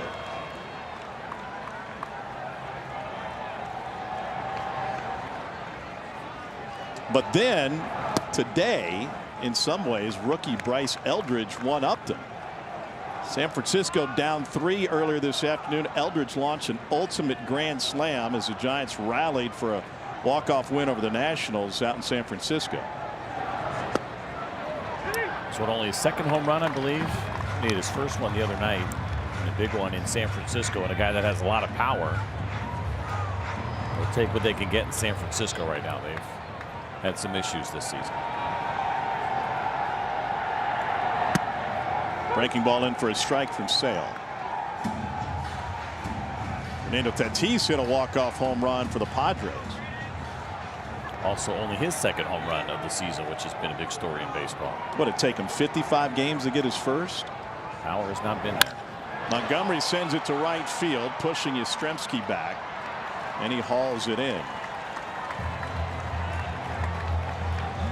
And now a quick message from our friends at Delta. From Braves country to the world. Delta, official airline of the Atlanta Braves.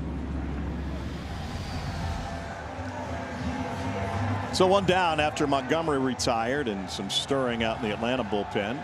Javier Fuentes on the mound there and taking some warm-ups, having a conversation right now with JP Martinez. And what this is about is how you prepare in the bullpen and what to get ready for. He's being very specific about what he wants Fuentes to do. He's new to the bullpen. He looks like he's settling in pretty nicely. But when you go in there as a starter, you have a tendency sometimes to throw too much and trying to figure out how hard you go to get ready for potentially what hitters.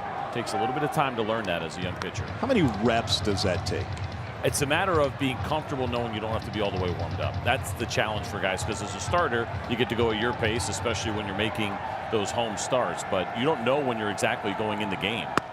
But for me, it's always, you don't have to be at 100%. You don't have to have thrown every single pitch really, really well. Like you don't have to worry about trying to find your breaking ball, spotting up your fastball. You get to the point where you realize I just need to get loose or get close, and then I'm going to get my 7 or so on the mound when I get out there. Count those in, try to factor those in as well. So there's another funny story tied into that in the Chris Sale interview. He was asked about how much his warm-ups and time in the bullpen equates to success on the mound, and he said, you know, obviously it's different for a starter than reliever. He goes, not at all. In fact, he remembered warming up under longtime White Sox pitching coach Don Cooper one day. And he got off the mound and he said, was it as bad as I think? And he wasn't finished with his warm-ups. He just stepped off. Is this as bad as I think? He goes, yeah, it's pretty bad. He goes, okay, well, I don't need to practice sucking anymore. That's right. I'm done.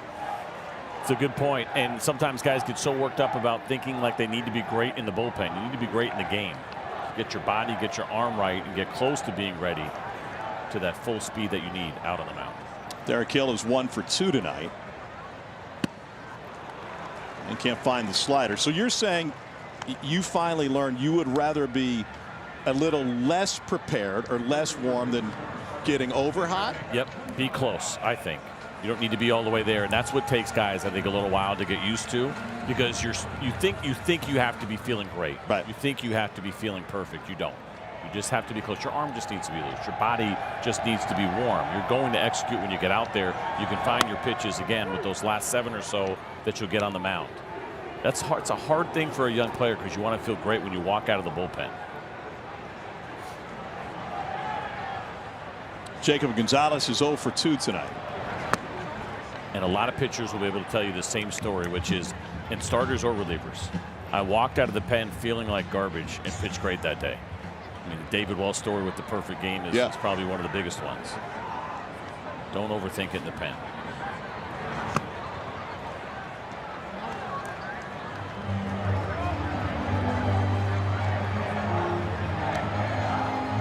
Where would Doc Ellis's outing fit into that? It's a whole nother story and a whole nother method that nobody should ever try to replicate. He had no idea how he felt. 1-2 to Gonzalez. Oh, heads up Acuna.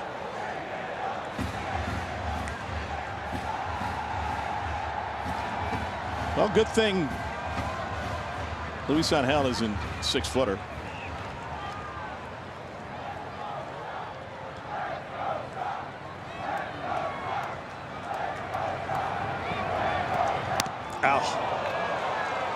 He has missed the fastball to the arm side multiple times when he's dialed it up. And for Chris Sale with his 103 pitch count now, maybe a little bit of an overthrow there. We talk about it often with him, reaching back for a little bit more, trying to finish off his outing. And while the velocity was still good at 98, he could not hit his spot. And at 103, Walt's going to come get him. 2-0 White Sox back into this pitching change. The south side of Chicago.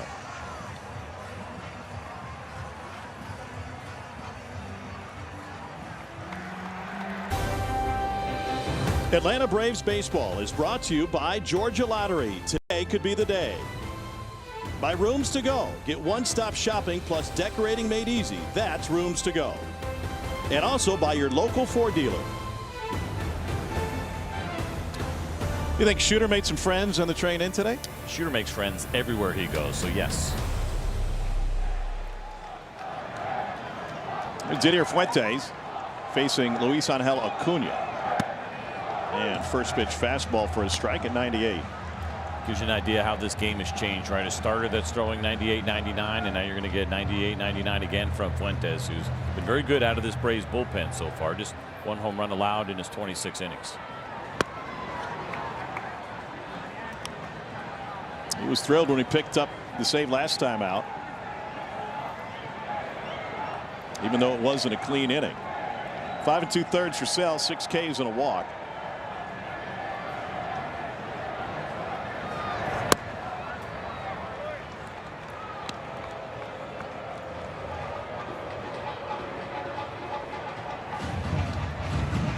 Acuna had a 2-out single in the second.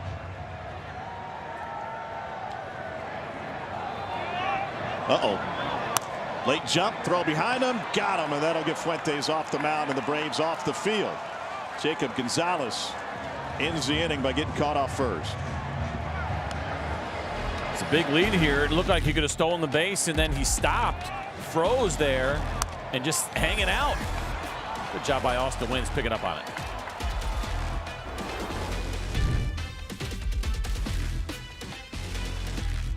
Are Zaxby's Who's Got the Sauce? It's Jorge Mateo. Here in this ballpark, 378 average with 3 home runs in 14 games, and he's 1 for 2 tonight with a double. Offered at the first in the second inning, and he squares to take a breaking ball from Sean Newcomb to start this plate appearance. He's got a couple different breaking balls. He has one that shows up as a slurve. It's a curveball. There's a cutter in there to go along with both fastballs, and that fastball sits between 94 and 95 miles an hour. Into center field. That one will get down in front of Peters. And Mateo continues his hot hitting here in this ballpark. And it's what you want to see, right? Get Martin out of the game. He was excellent tonight with his 6th shutout, and try to get to this bullpen here with the Chicago White Sox. Nice piece of hitting against the 93-mile-an-hour two-seam fastball from Mateo. White Sox as a staff bottom 3rd in baseball in ERA. Martin struck out 6 and didn't walk a batter in his 6th shutout as Austin Wynns waves at the first. I mentioned it earlier. Chris Sale's first start as an Atlanta Brave in this ballpark against his former team. Did not get any runs of support. Same thing here so far tonight. And it's been kind of an interesting year with Chris Sale regarding his run support. Overall, it's been excellent. But it's been a little jagged. There's been games where there's been a lot, 6, 7, 8 runs, and there's been a handful where it's been 0 or 1. All or nothing, huh? Yeah. So when you get that kind of average number, it's a big number, but there have been the days where there has not been much.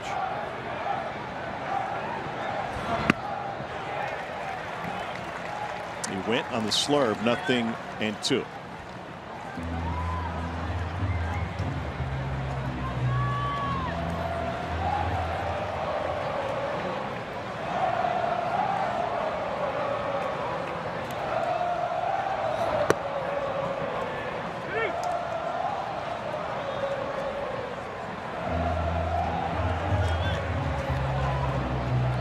Braves offense has been stagnant since a 2-run third last night. Got a run in extras. And Wins sends it foul. So Mateo's got great speed. You do have the lefty Newcomb on the mound. 3 stolen bases against him. You're down by 2. I don't think necessarily we see Mateo going here. Carroll's thrown the ball pretty well, 9 for 28 that he has thrown out so far this year, unless there is something that they pick up on quickly with Newcomb.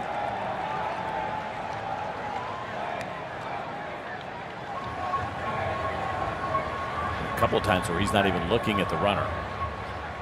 Sometimes can be more jarring than when you have the lefty that's staring at you.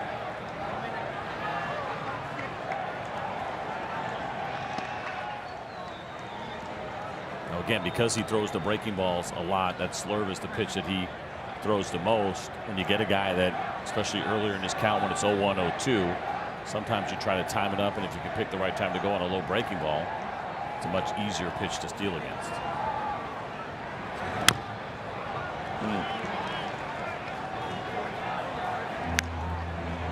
That might have been it.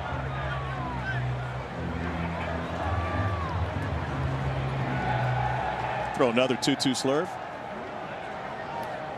He might try to bury one here. So far with Austin Wins, he seems to have been pretty aggressive going after it. Lined to Mydroth. 1 down. Don't forget, coming up, it's a stretch presented by Georgia Natural Gas. Tough break there for Austin Wins. That was a nice piece of hitting, 101 off the bat. And you would love to have seen that get down, get you maybe a first and third in the top of the order coming up. It's a big deal, that line out, that it goes right to the second baseman.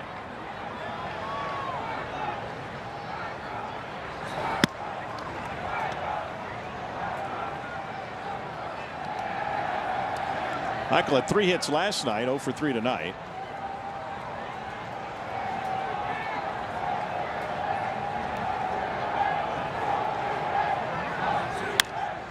Fought off foul. He's got some backward splits here as well with Newcomb, and what he's done against lefties, an OPS of almost 700. 241 batting average. The righties he's been excellent against, 195 OPS under 600.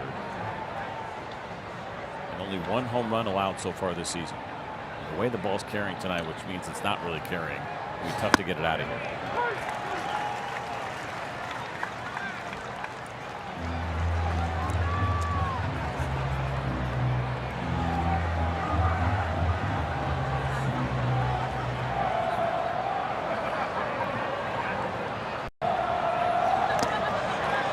Harris fouls it off. You know, our tarps off crew is using some language I don't think Pope Leo would be a big fan of. I had not noticed. I can hear them, but it's kind of like faint. I've not been taking in exactly what they've been saying.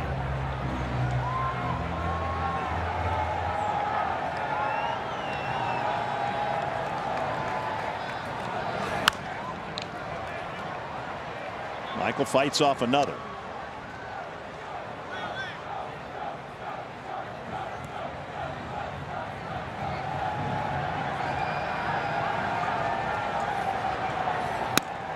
Got him with the slurve. 2 down. Yeah, Michael 0 for 4 tonight.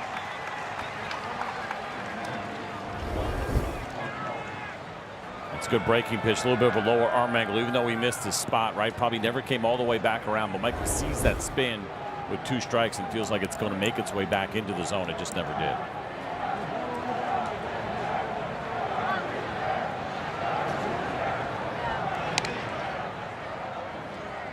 So Ozzie from the right side against the lefty Sean Newcomb. He was on Pardon My Take. Did a long form interview with those guys a couple of days ago when we got to Chicago. He was talking about when he first was introduced to switch hitting. It was during his first Braves workout. Hitting with a metal bat as a teenager, and they said, well, why don't you try batting from the other side? He said, I was so bad at it, I couldn't even hit off the tee. He said, I broke the tee multiple times. I kept hitting the rubber hose.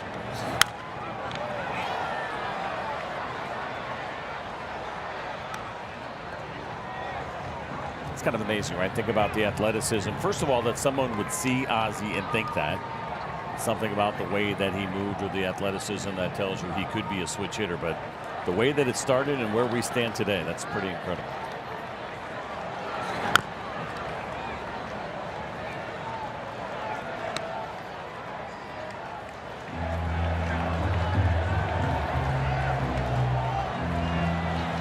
Three hits last night, 1 for 3 tonight. It's the 7th 3-hit game of the season last night. 7th most in baseball. Broken bat grounder under the glove of Vargas. Headed to third is Mateo, and they're going to wave him home. And the Braves get on the board on a broken bat double or error. We'll see what it comes up with for Ozzie Albies. How about the speed of Jorge Mateo, though, paying off here? You take any break that you can get right now. It looked like this was possibly going to be a ground out. And it just stayed down on Vargas. Watch this right here, right under the glove. Not his best footwork in that spot. He kind of got tangled up and just did not have a good read on the baseball. Tried to stab at it. And Mateo floats around to score from first. And now Matt Olson. It's a tough one, right? Because even if he fields it cleanly, it's going to be close at first. And you feel like Ozzie probably deserves a single on it, but because it was flat out missed, and he could give him a single and an error, but he ends up at second. So E5 on Vargas. Just low with the fastball.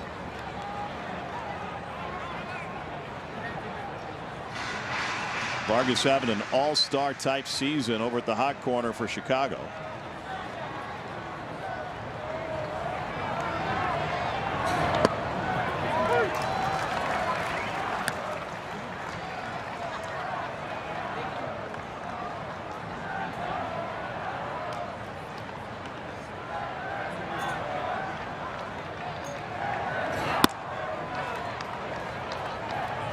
Now 3-1.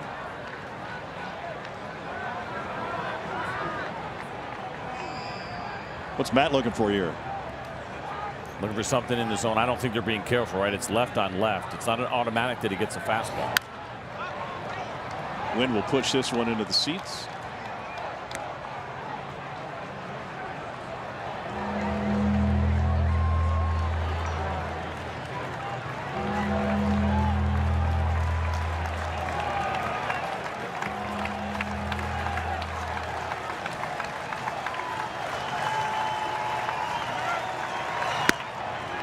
And a walk with 2 down puts Olson aboard. Here's a Coors Light Cold Hard Facts. Braves looking for another comeback. 14 comebacks of 2+ runs this season. And 23 comeback wins overall, most in the major leagues. Now, they've been excellent in these spots. A lot of that led by the offense. I'm not sure exactly what's going on in the field right now. If this is, I guess it's as simple as a pitch com issue where there seemed to be some frustration on the part of Sean Newcomb when this conversation started with the home plate umpire and Chad Whitson. They might be charging him with a mound visit as part of the reason why he may be upset.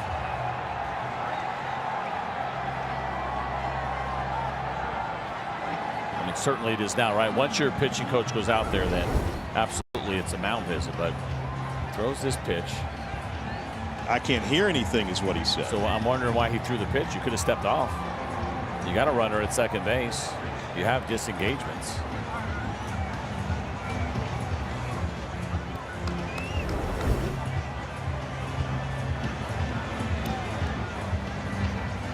And even if your pitch com's not working, you can step off. And as long as they legitimately find out that it's not working, you're not going to get charged with anything. That was a weird situation there for Newcomb. Another lefty, and Dominic tied up on the four-seamer, 0-1. Some good history here for Dom. Couple of doubles in his career against Sean Newcomb. Over 9 plate appearances and 7 at-bats.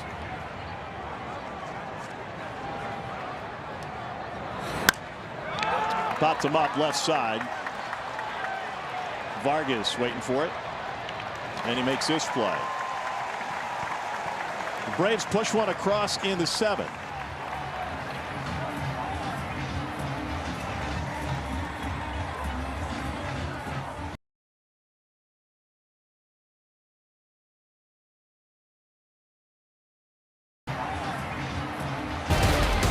Welcome to The Stretch, fueled by Georgia Natural Gas. Service, savings, sustainability. It's that simple. Welcome into The Stretch, fueled by Georgia Natural Gas. Peter, let's talk about this pitching duel. Both pitchers coming in as advertised. Absolutely they were. I was not aware of Davis Martin, and he came in out the gate with some nasty stuff, some really nasty stuff. All these pitches, he has a 6-pitch mix. They all are around the same velocity, about 87 to 94, but he mixes in so well. 2 different shapes of a fastball, 3 different shapes to a breaking ball. Really, really incredible stuff from him tonight. Chris Sale, obviously they were able to manufacture a run in that 4th inning. We are seeing these White Sox go old school. We saw a delayed steal today after 2 safety squeezes last night. These guys are playing a traditional style of baseball, and Chris Sale has somehow figured out a way. This play was incredible. Reminded me a little bit of myself back in the day. All I did was make plays in the field. But Chris Sale, 5 2/3 today. Great job by him. We needed him to go deep in the game, and he did just enough, I think. I think so too. Well, it looks like our Braves are hoping to mount a comeback here. We're going to get you back to some Braves baseball after a quick word from our friends at Georgia Natural Gas. When it comes to natural gas in Georgia, G&G leads the league. We keep it simple with great rates that save you money. We even make it easy to reduce your carbon footprint with greener life. Sign up in minutes at gng.com. It's that simple. Late innings, 1-run game on a Wednesday night in Chicago. Well, a similar situation unfolded on Sunday afternoon back in Atlanta. Didier Fuentes, protecting a 1-run lead, came in the 9th for his first career save. That is our Whataburger, what a play. The youngest Brave to record a save since 1971. And guys, Didier had never in his baseball life entered a 9th inning in a 1-run game trying to lock down a save. So if you're going to make it your first, why not do it in the big leagues? Yeah, it was awesome. And to see the emotion from him, right? Because you don't see a lot from Didier Fuentes. And that was a special moment for him. Good execution at the end to get that strikeout. But different guys that have been able to fill in at times when others are down, like Raisel Iglesias. To third, backhanded pickup by Riley. And one hopper gets by Olsen. Acuña's going to turn and head to second. And now he still throws on the brakes. Now he wants to go and will reverse course. It looked like Matt Olson had this ball picked, and maybe the contact that he made with Acuña, ended up causing this ball to get loose. Great play by Austin Riley. And for Matt Olson, who's one of the best in the game when it comes to picking those balls in the dirt. That was an in-between, right? Do you go out and get it, or do you play it back a little bit? And watch Austin here. You're going to see then Matt Olson try to play it back, and he was right there. Actually never caught it cleanly. And then it hits Acuña and rolls away. Tristan Peters pops up the bunt. Riley's got it, and a look back to second.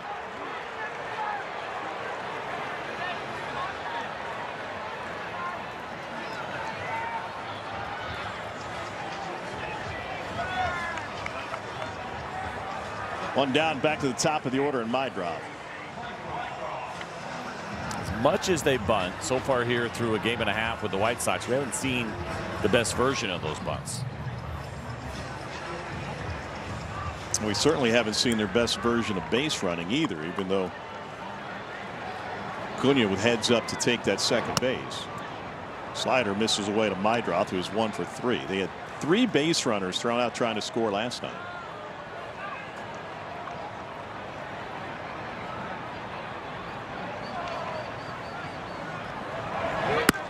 There he goes to third, and the throw is on the money.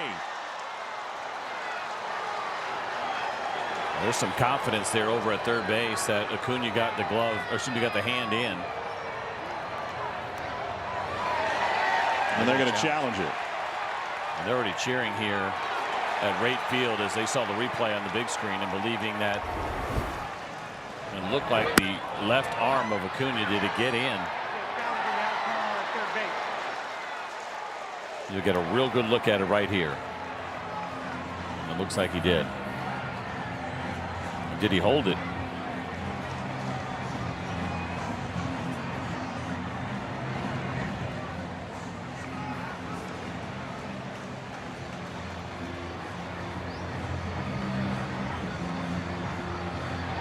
I think this one's going to get overturned. I agree. Risky play, right? And you see how close that was.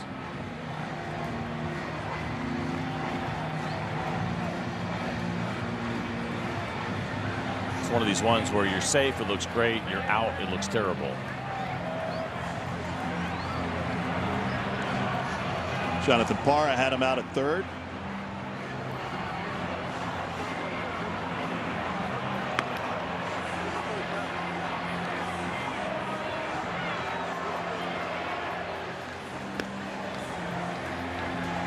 White Sox have won 53% of their manager challenges this season. After review, the call on the field is overturned. The runner is safe. Chicago will retain their challenge.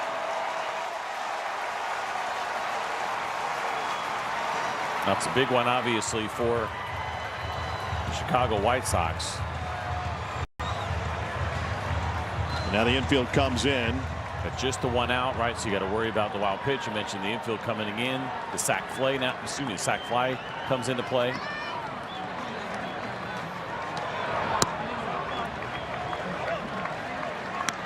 Three 3-0 behind Mydrow.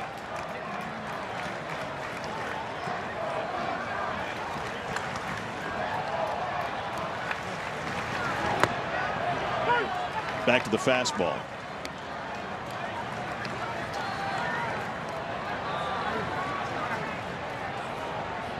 Dylan Lee waiting.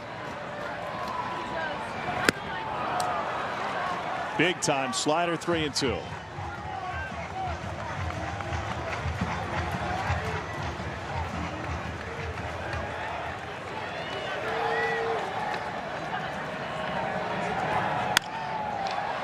Riley coming home. Acuna is out at the plate. Fantastic play by Austin Riley, and the fourth base runner thrown out trying to score, and they may take a look at this one. And I also wonder here, they're still going to go ahead and pinch hit. We saw Andrew Benintendi on the on-deck circle. But Austin Riley, really, what a good defensive inning. I know that throw that he made to first was a little bit short, but he made a great play to get there. And he does it again here in an even bigger spot to nail Acuna at home.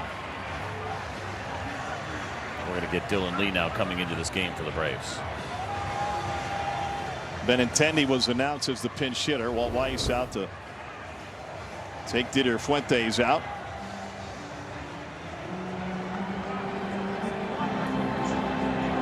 Two to 1 White Sox lead.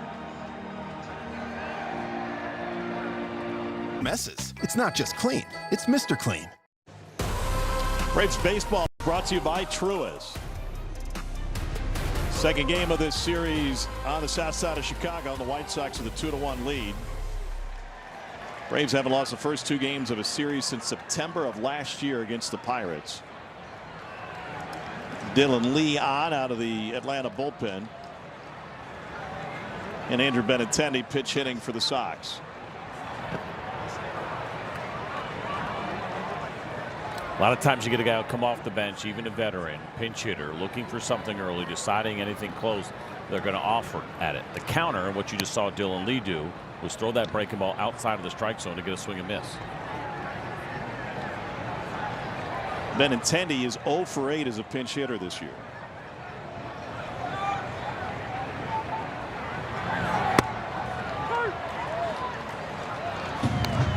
Not what Benintendi thought was coming.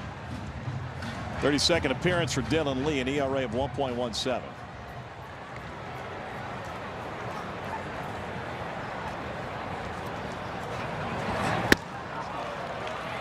And that'll take care of Benintendi. Now 0 for 9 as a pinch hitter, and Braves keep the White Sox scoreless in the 7th. How about 3 sliders to get the punch out? Dylan Lee has been doing it all year long, and he does it again in a big spot here for the Braves. Check out our GMC Making the Grade feature. Following a loss, Braves 17-4 on the year, averaging nearly 6 runs a game. A little bit of work now to come back and win this one as they trail by 1 in the 8th inning. But again, they've been excellent in these spots. Why? Because they've hit well late in games. The bullpen has done their great work as well. I thought Dominguez in the 8th inning here for the Chicago White Sox, and I've already seen him in this series, and a guy who's got a big arm but does have some command issues. Walked the leadoff batter when he entered last night.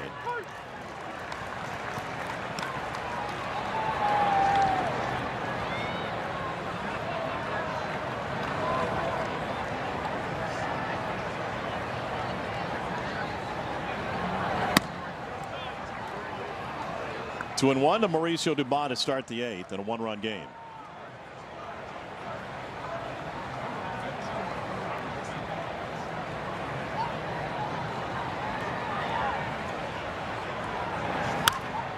Mauricio had a single back in the 2nd inning. He's 1 for 3 tonight.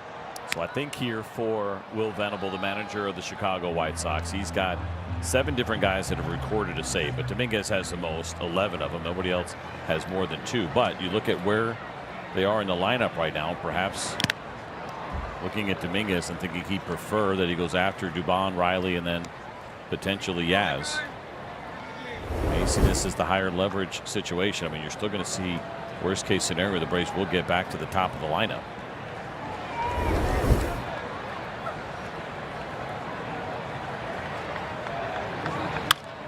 Poke to the right side, way off the bat. Gonzalez. Dominguez races over there and just beat him by a half step.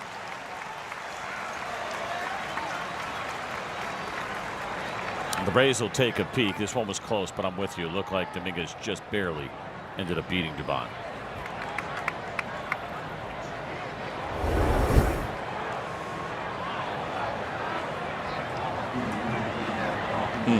That close.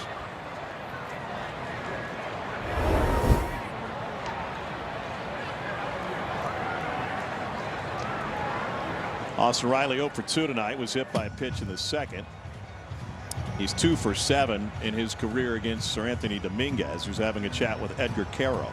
So I think this was a slow walk after Dominguez has to sprint over there and cover first base. Well, they'll talk a little Austin Riley, but really just more about giving him that opportunity to catch his breath.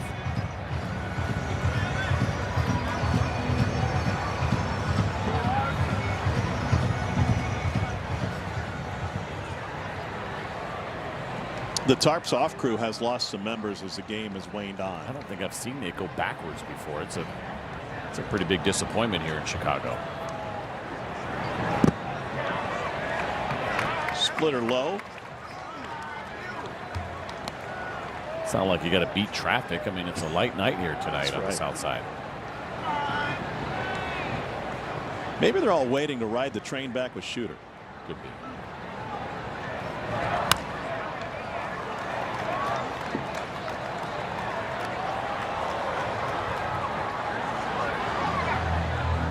But James Karinchak just activated, called up today from AAA Gwinnett, warming up now in that Braves bullpen. Look forward to seeing him against big league hitters. Late jump from Montgomery, and the rookie gets there, 2 down. And now a quick message from Truist. Leaders in banking, unwavering in care. Truist. Learn how knowledge and care can work for you. Base is empty, 2 down in a 1-run game. Here's Mike Yastrzemski.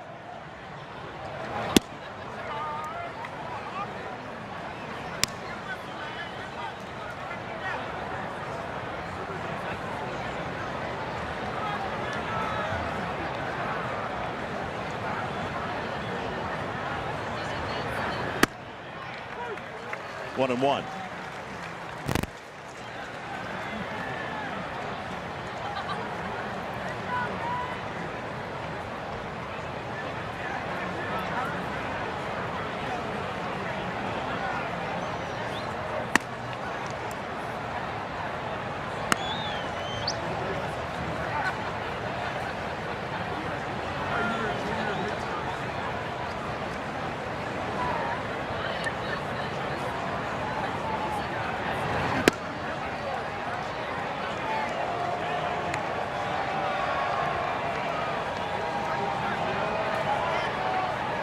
Teo's got 2 hits tonight.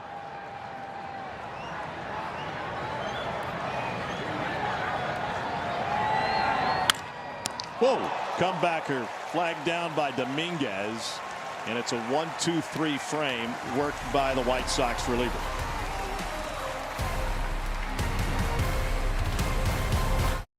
Time now for our defensive play of the game, brought to you by CarShield, and taking a look at strikeouts here tonight for Chris Sale. A lot of those coming on the fastball this evening. Even got himself one of those pitch clock violation punch outs. And how about Chris Sale now with those 6 strikeouts tonight, passing David Cone. He is 27th now on the all-time list. A little bit of work to do to get to Frank Tanana, who is next. James Karinchak on the mound now for the Braves, and first pitch breaking ball misses. Season at Triple-A Gwinnett, 2-2 with a 2.45 ERA. It's been a journey for him to get back to the big leagues. You saw what he did there with the then Cleveland Indians through 2023. It is a very simple 2-pitch mix. You're going to get the 4-seam fastball and the curveball. That's what he threw in the minor leagues this year, and nearly right down the middle as far as the pitch usage here for James Karinchak.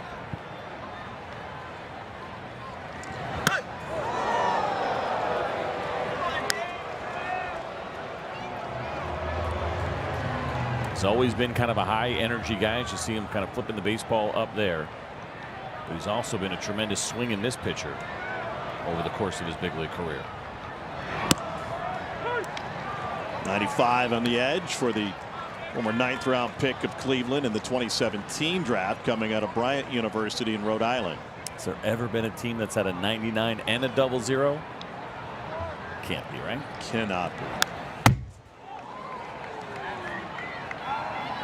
So the thing about that fastball, that's a good one there at 96 miles an hour. Talked a lot about this over the last couple of seasons. He has great carry. Great induced vertical break is the kind of nerdy name behind it. That was 22 inches right there. League averages right around 16. So it's elite level that plays well at the top of the zone. We saw the previous one where he got some tilt on it and used it at the bottom. But it is a fastball that gets on you quickly. First big league appearance since 23 when he was with Cleveland. Into center. Here's Harris. You said, has there ever been a team with a 00 to 99? Has there ever been a player who wore both 99 and 00? That's what Karinchak wore last time he was on a big league mound. You can't do it, obviously, because, of course, Spencer Strider is 99 here with the Atlanta Braves.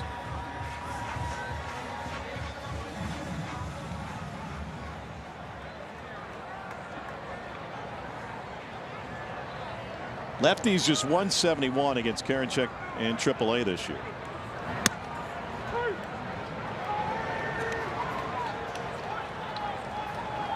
Edgar Caro is 0 for 3 tonight.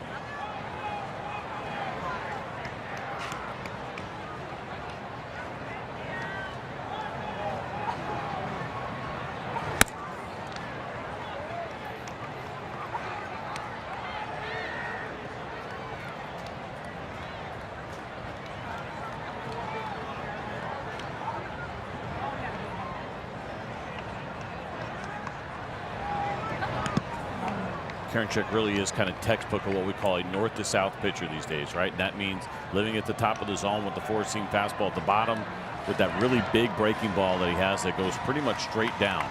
You're supposed to say maybe your sweeper slider guys that also throw the 2-seamer, right? That's going to be more of your east to west pitcher, but it is strictly north to south for James Karinchak.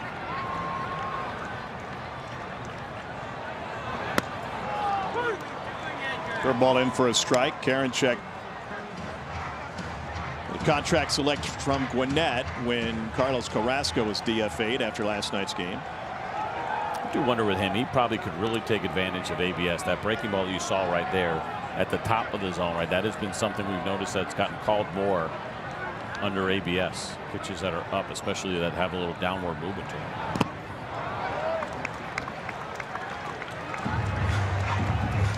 Karinchak in his major league career has been very animated on the mound at times. I was hoping maybe we see a K, maybe we get a flex from him. I think so.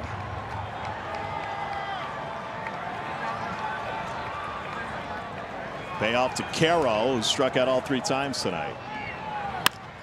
Into center field. Harris got a great jump on that one and will haul it in for out number 2.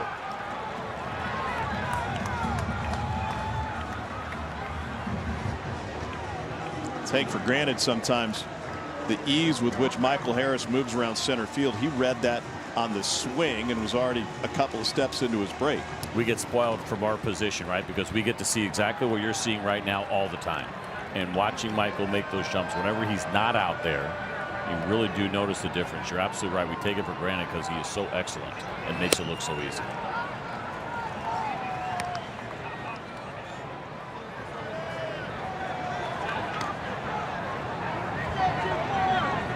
Karinchak started Braden Montgomery off with a curveball.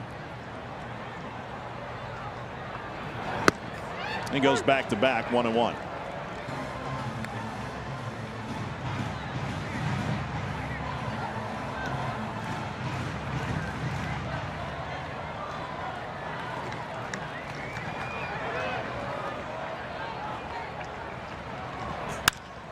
Well hit in left field. On the run, Dubon. This one is off the wall. And Braden Montgomery hustling towards second. He has played 2 big league games. He's got 3 extra base hits.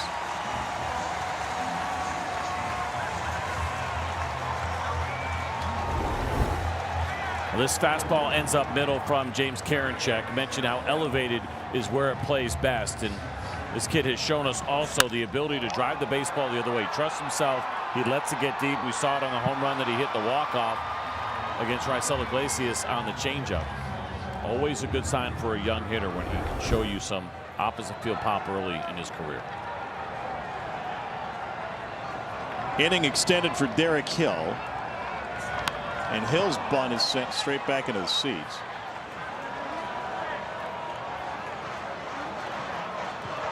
So because of what we talked about and the fastball characteristics, Karinchak will be a tough guy to bunt against.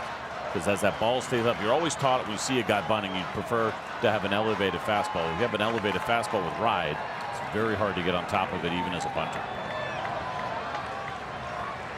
If you give you something down, the fastball or the breaking ball, much easier to get to. White Sox 1 for 9 with runners in scoring position tonight. Hill has that lone hit. Drove in Montgomery with a single back in the 4th.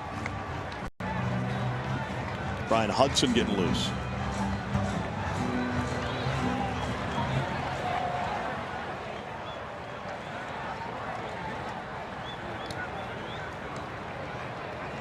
White Sox used 6 pitchers in the 10-inning win last night.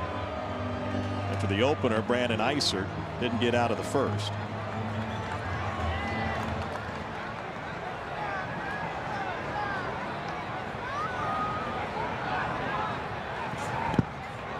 So you saw that little head shake from Will Venable. I believe it was out to his third base coach or perhaps Montgomery at second. The Braves are giving him a little bit of room. I think he was wondering, should I try to take third if I can? And I think it was a hard no for Will Venable. Justin Jershell, the third base coach for the White Sox.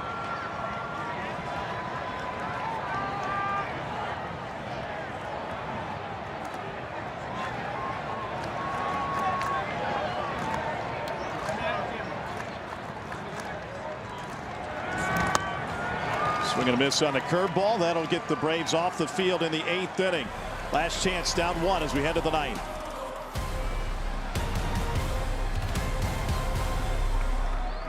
Atlanta Braves baseball is brought to you by Comcast Business. All-in connection and protection your small business can rely on. No one does business like Comcast Business. By Georgia Natural Gas. Simple savings right here. Visit gng.com. And by Delta Airlines. Keep climbing. To the 9th, it'll be Mateo wins and Harris due up for the Braves. Our Liberty Mutual Field Insurance field coverage. Tomorrow's starter, Martin Perez, who was with the White Sox in 25, 10 starts, and a 1-6 record. He's been really good at dual role, but what he's done in the rotation has been pretty special for the Braves here with Martin Perez. And we'll get an opportunity, hopefully, if the Braves can come back here against Brian Hudson and try to secure a series win, which the Braves have been so great at this season. Lefty's hitting .318 against Hudson. Michael Harris waiting in the hole. Mateo 2 for 3 tonight.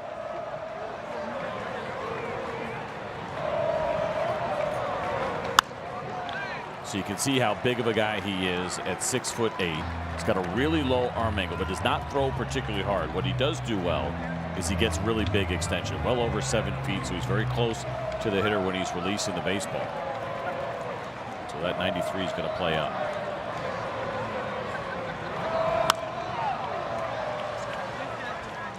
A couple of foul balls for Jorge Mateo.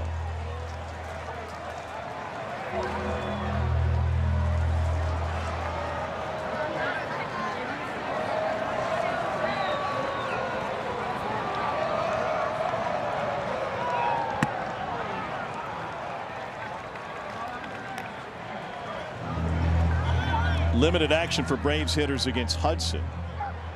Only 6 total at bats against him, and nobody has a hit in their career.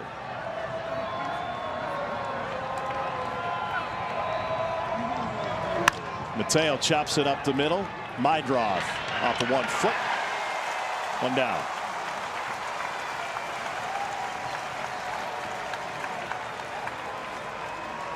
And Eli White will grab a bat and hit in win spot.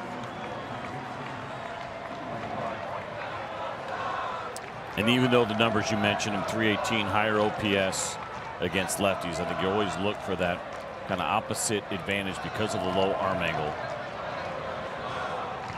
I'm feeling confident maybe that Eli White can get to one of these fastballs. I'm sorry, for wins that he's hitting for. Mentioned Hudson's height. He's a big dude, 6'8", 248.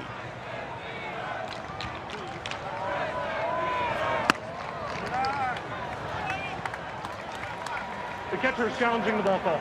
Only had, what, 1 challenge so far here tonight? Yep. This was a strike. Chicago has 2 challenges remaining. Carroll wins that one.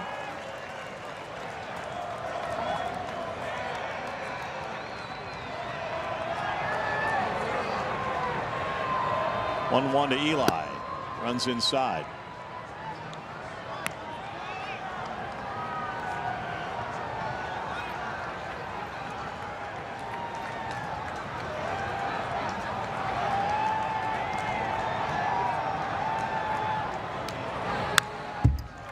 Hudson threw twice in the series of Philadelphia for the White Sox, games 1 and 3. And 2/3 of an inning both times, and last time out he allowed 2 runs on 2 hits in less than an inning of work.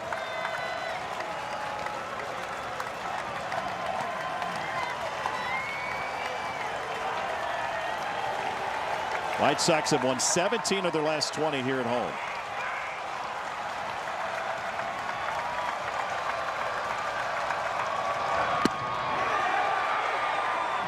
Did not go. Full count.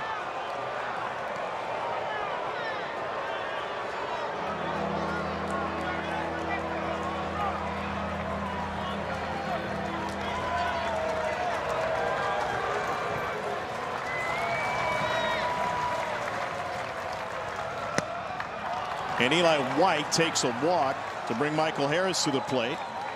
The Braves have the tying run on. Good job by Eli. He eventually lays off of that sweeper, that check swing, and then doesn't get a fastball in the zone. And the walk rate is one of those things that has been high here for Hudson, just over 10%. Michael Harris coming off of a 3-hit night last night.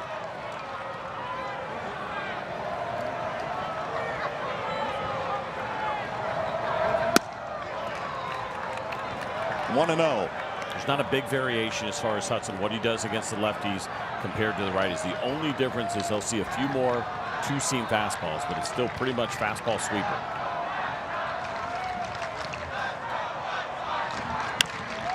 Popped him up. Here's Mydroth.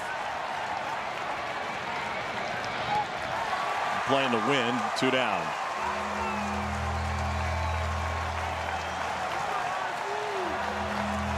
Braves in danger of dropping their first 2 games of a series for the first time this year.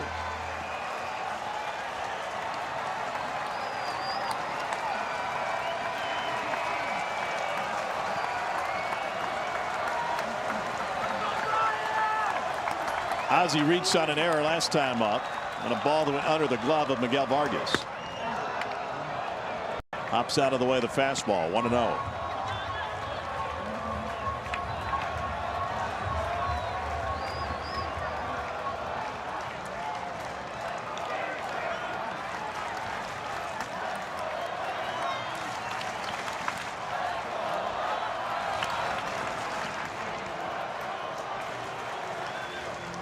Unlikely that Eli's going anywhere, but it's great speed that you get at first, and wanting to make him aware, keep a little bit closer to the bag, because anything in the gaps or down the line, there's a good chance Eli White could score.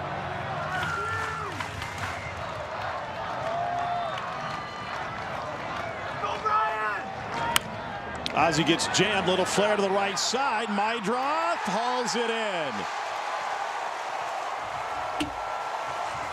And the White Sox take the first 2 games of this series, a pair of 1-run victories for the Pale Hose.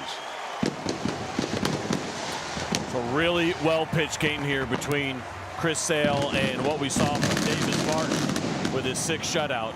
Tough break for the Braves. We're not used to it. We hadn't seen it. That's how good this team has been. The other side of it, and what we're seeing, is that the Chicago White Sox have themselves a pretty good team.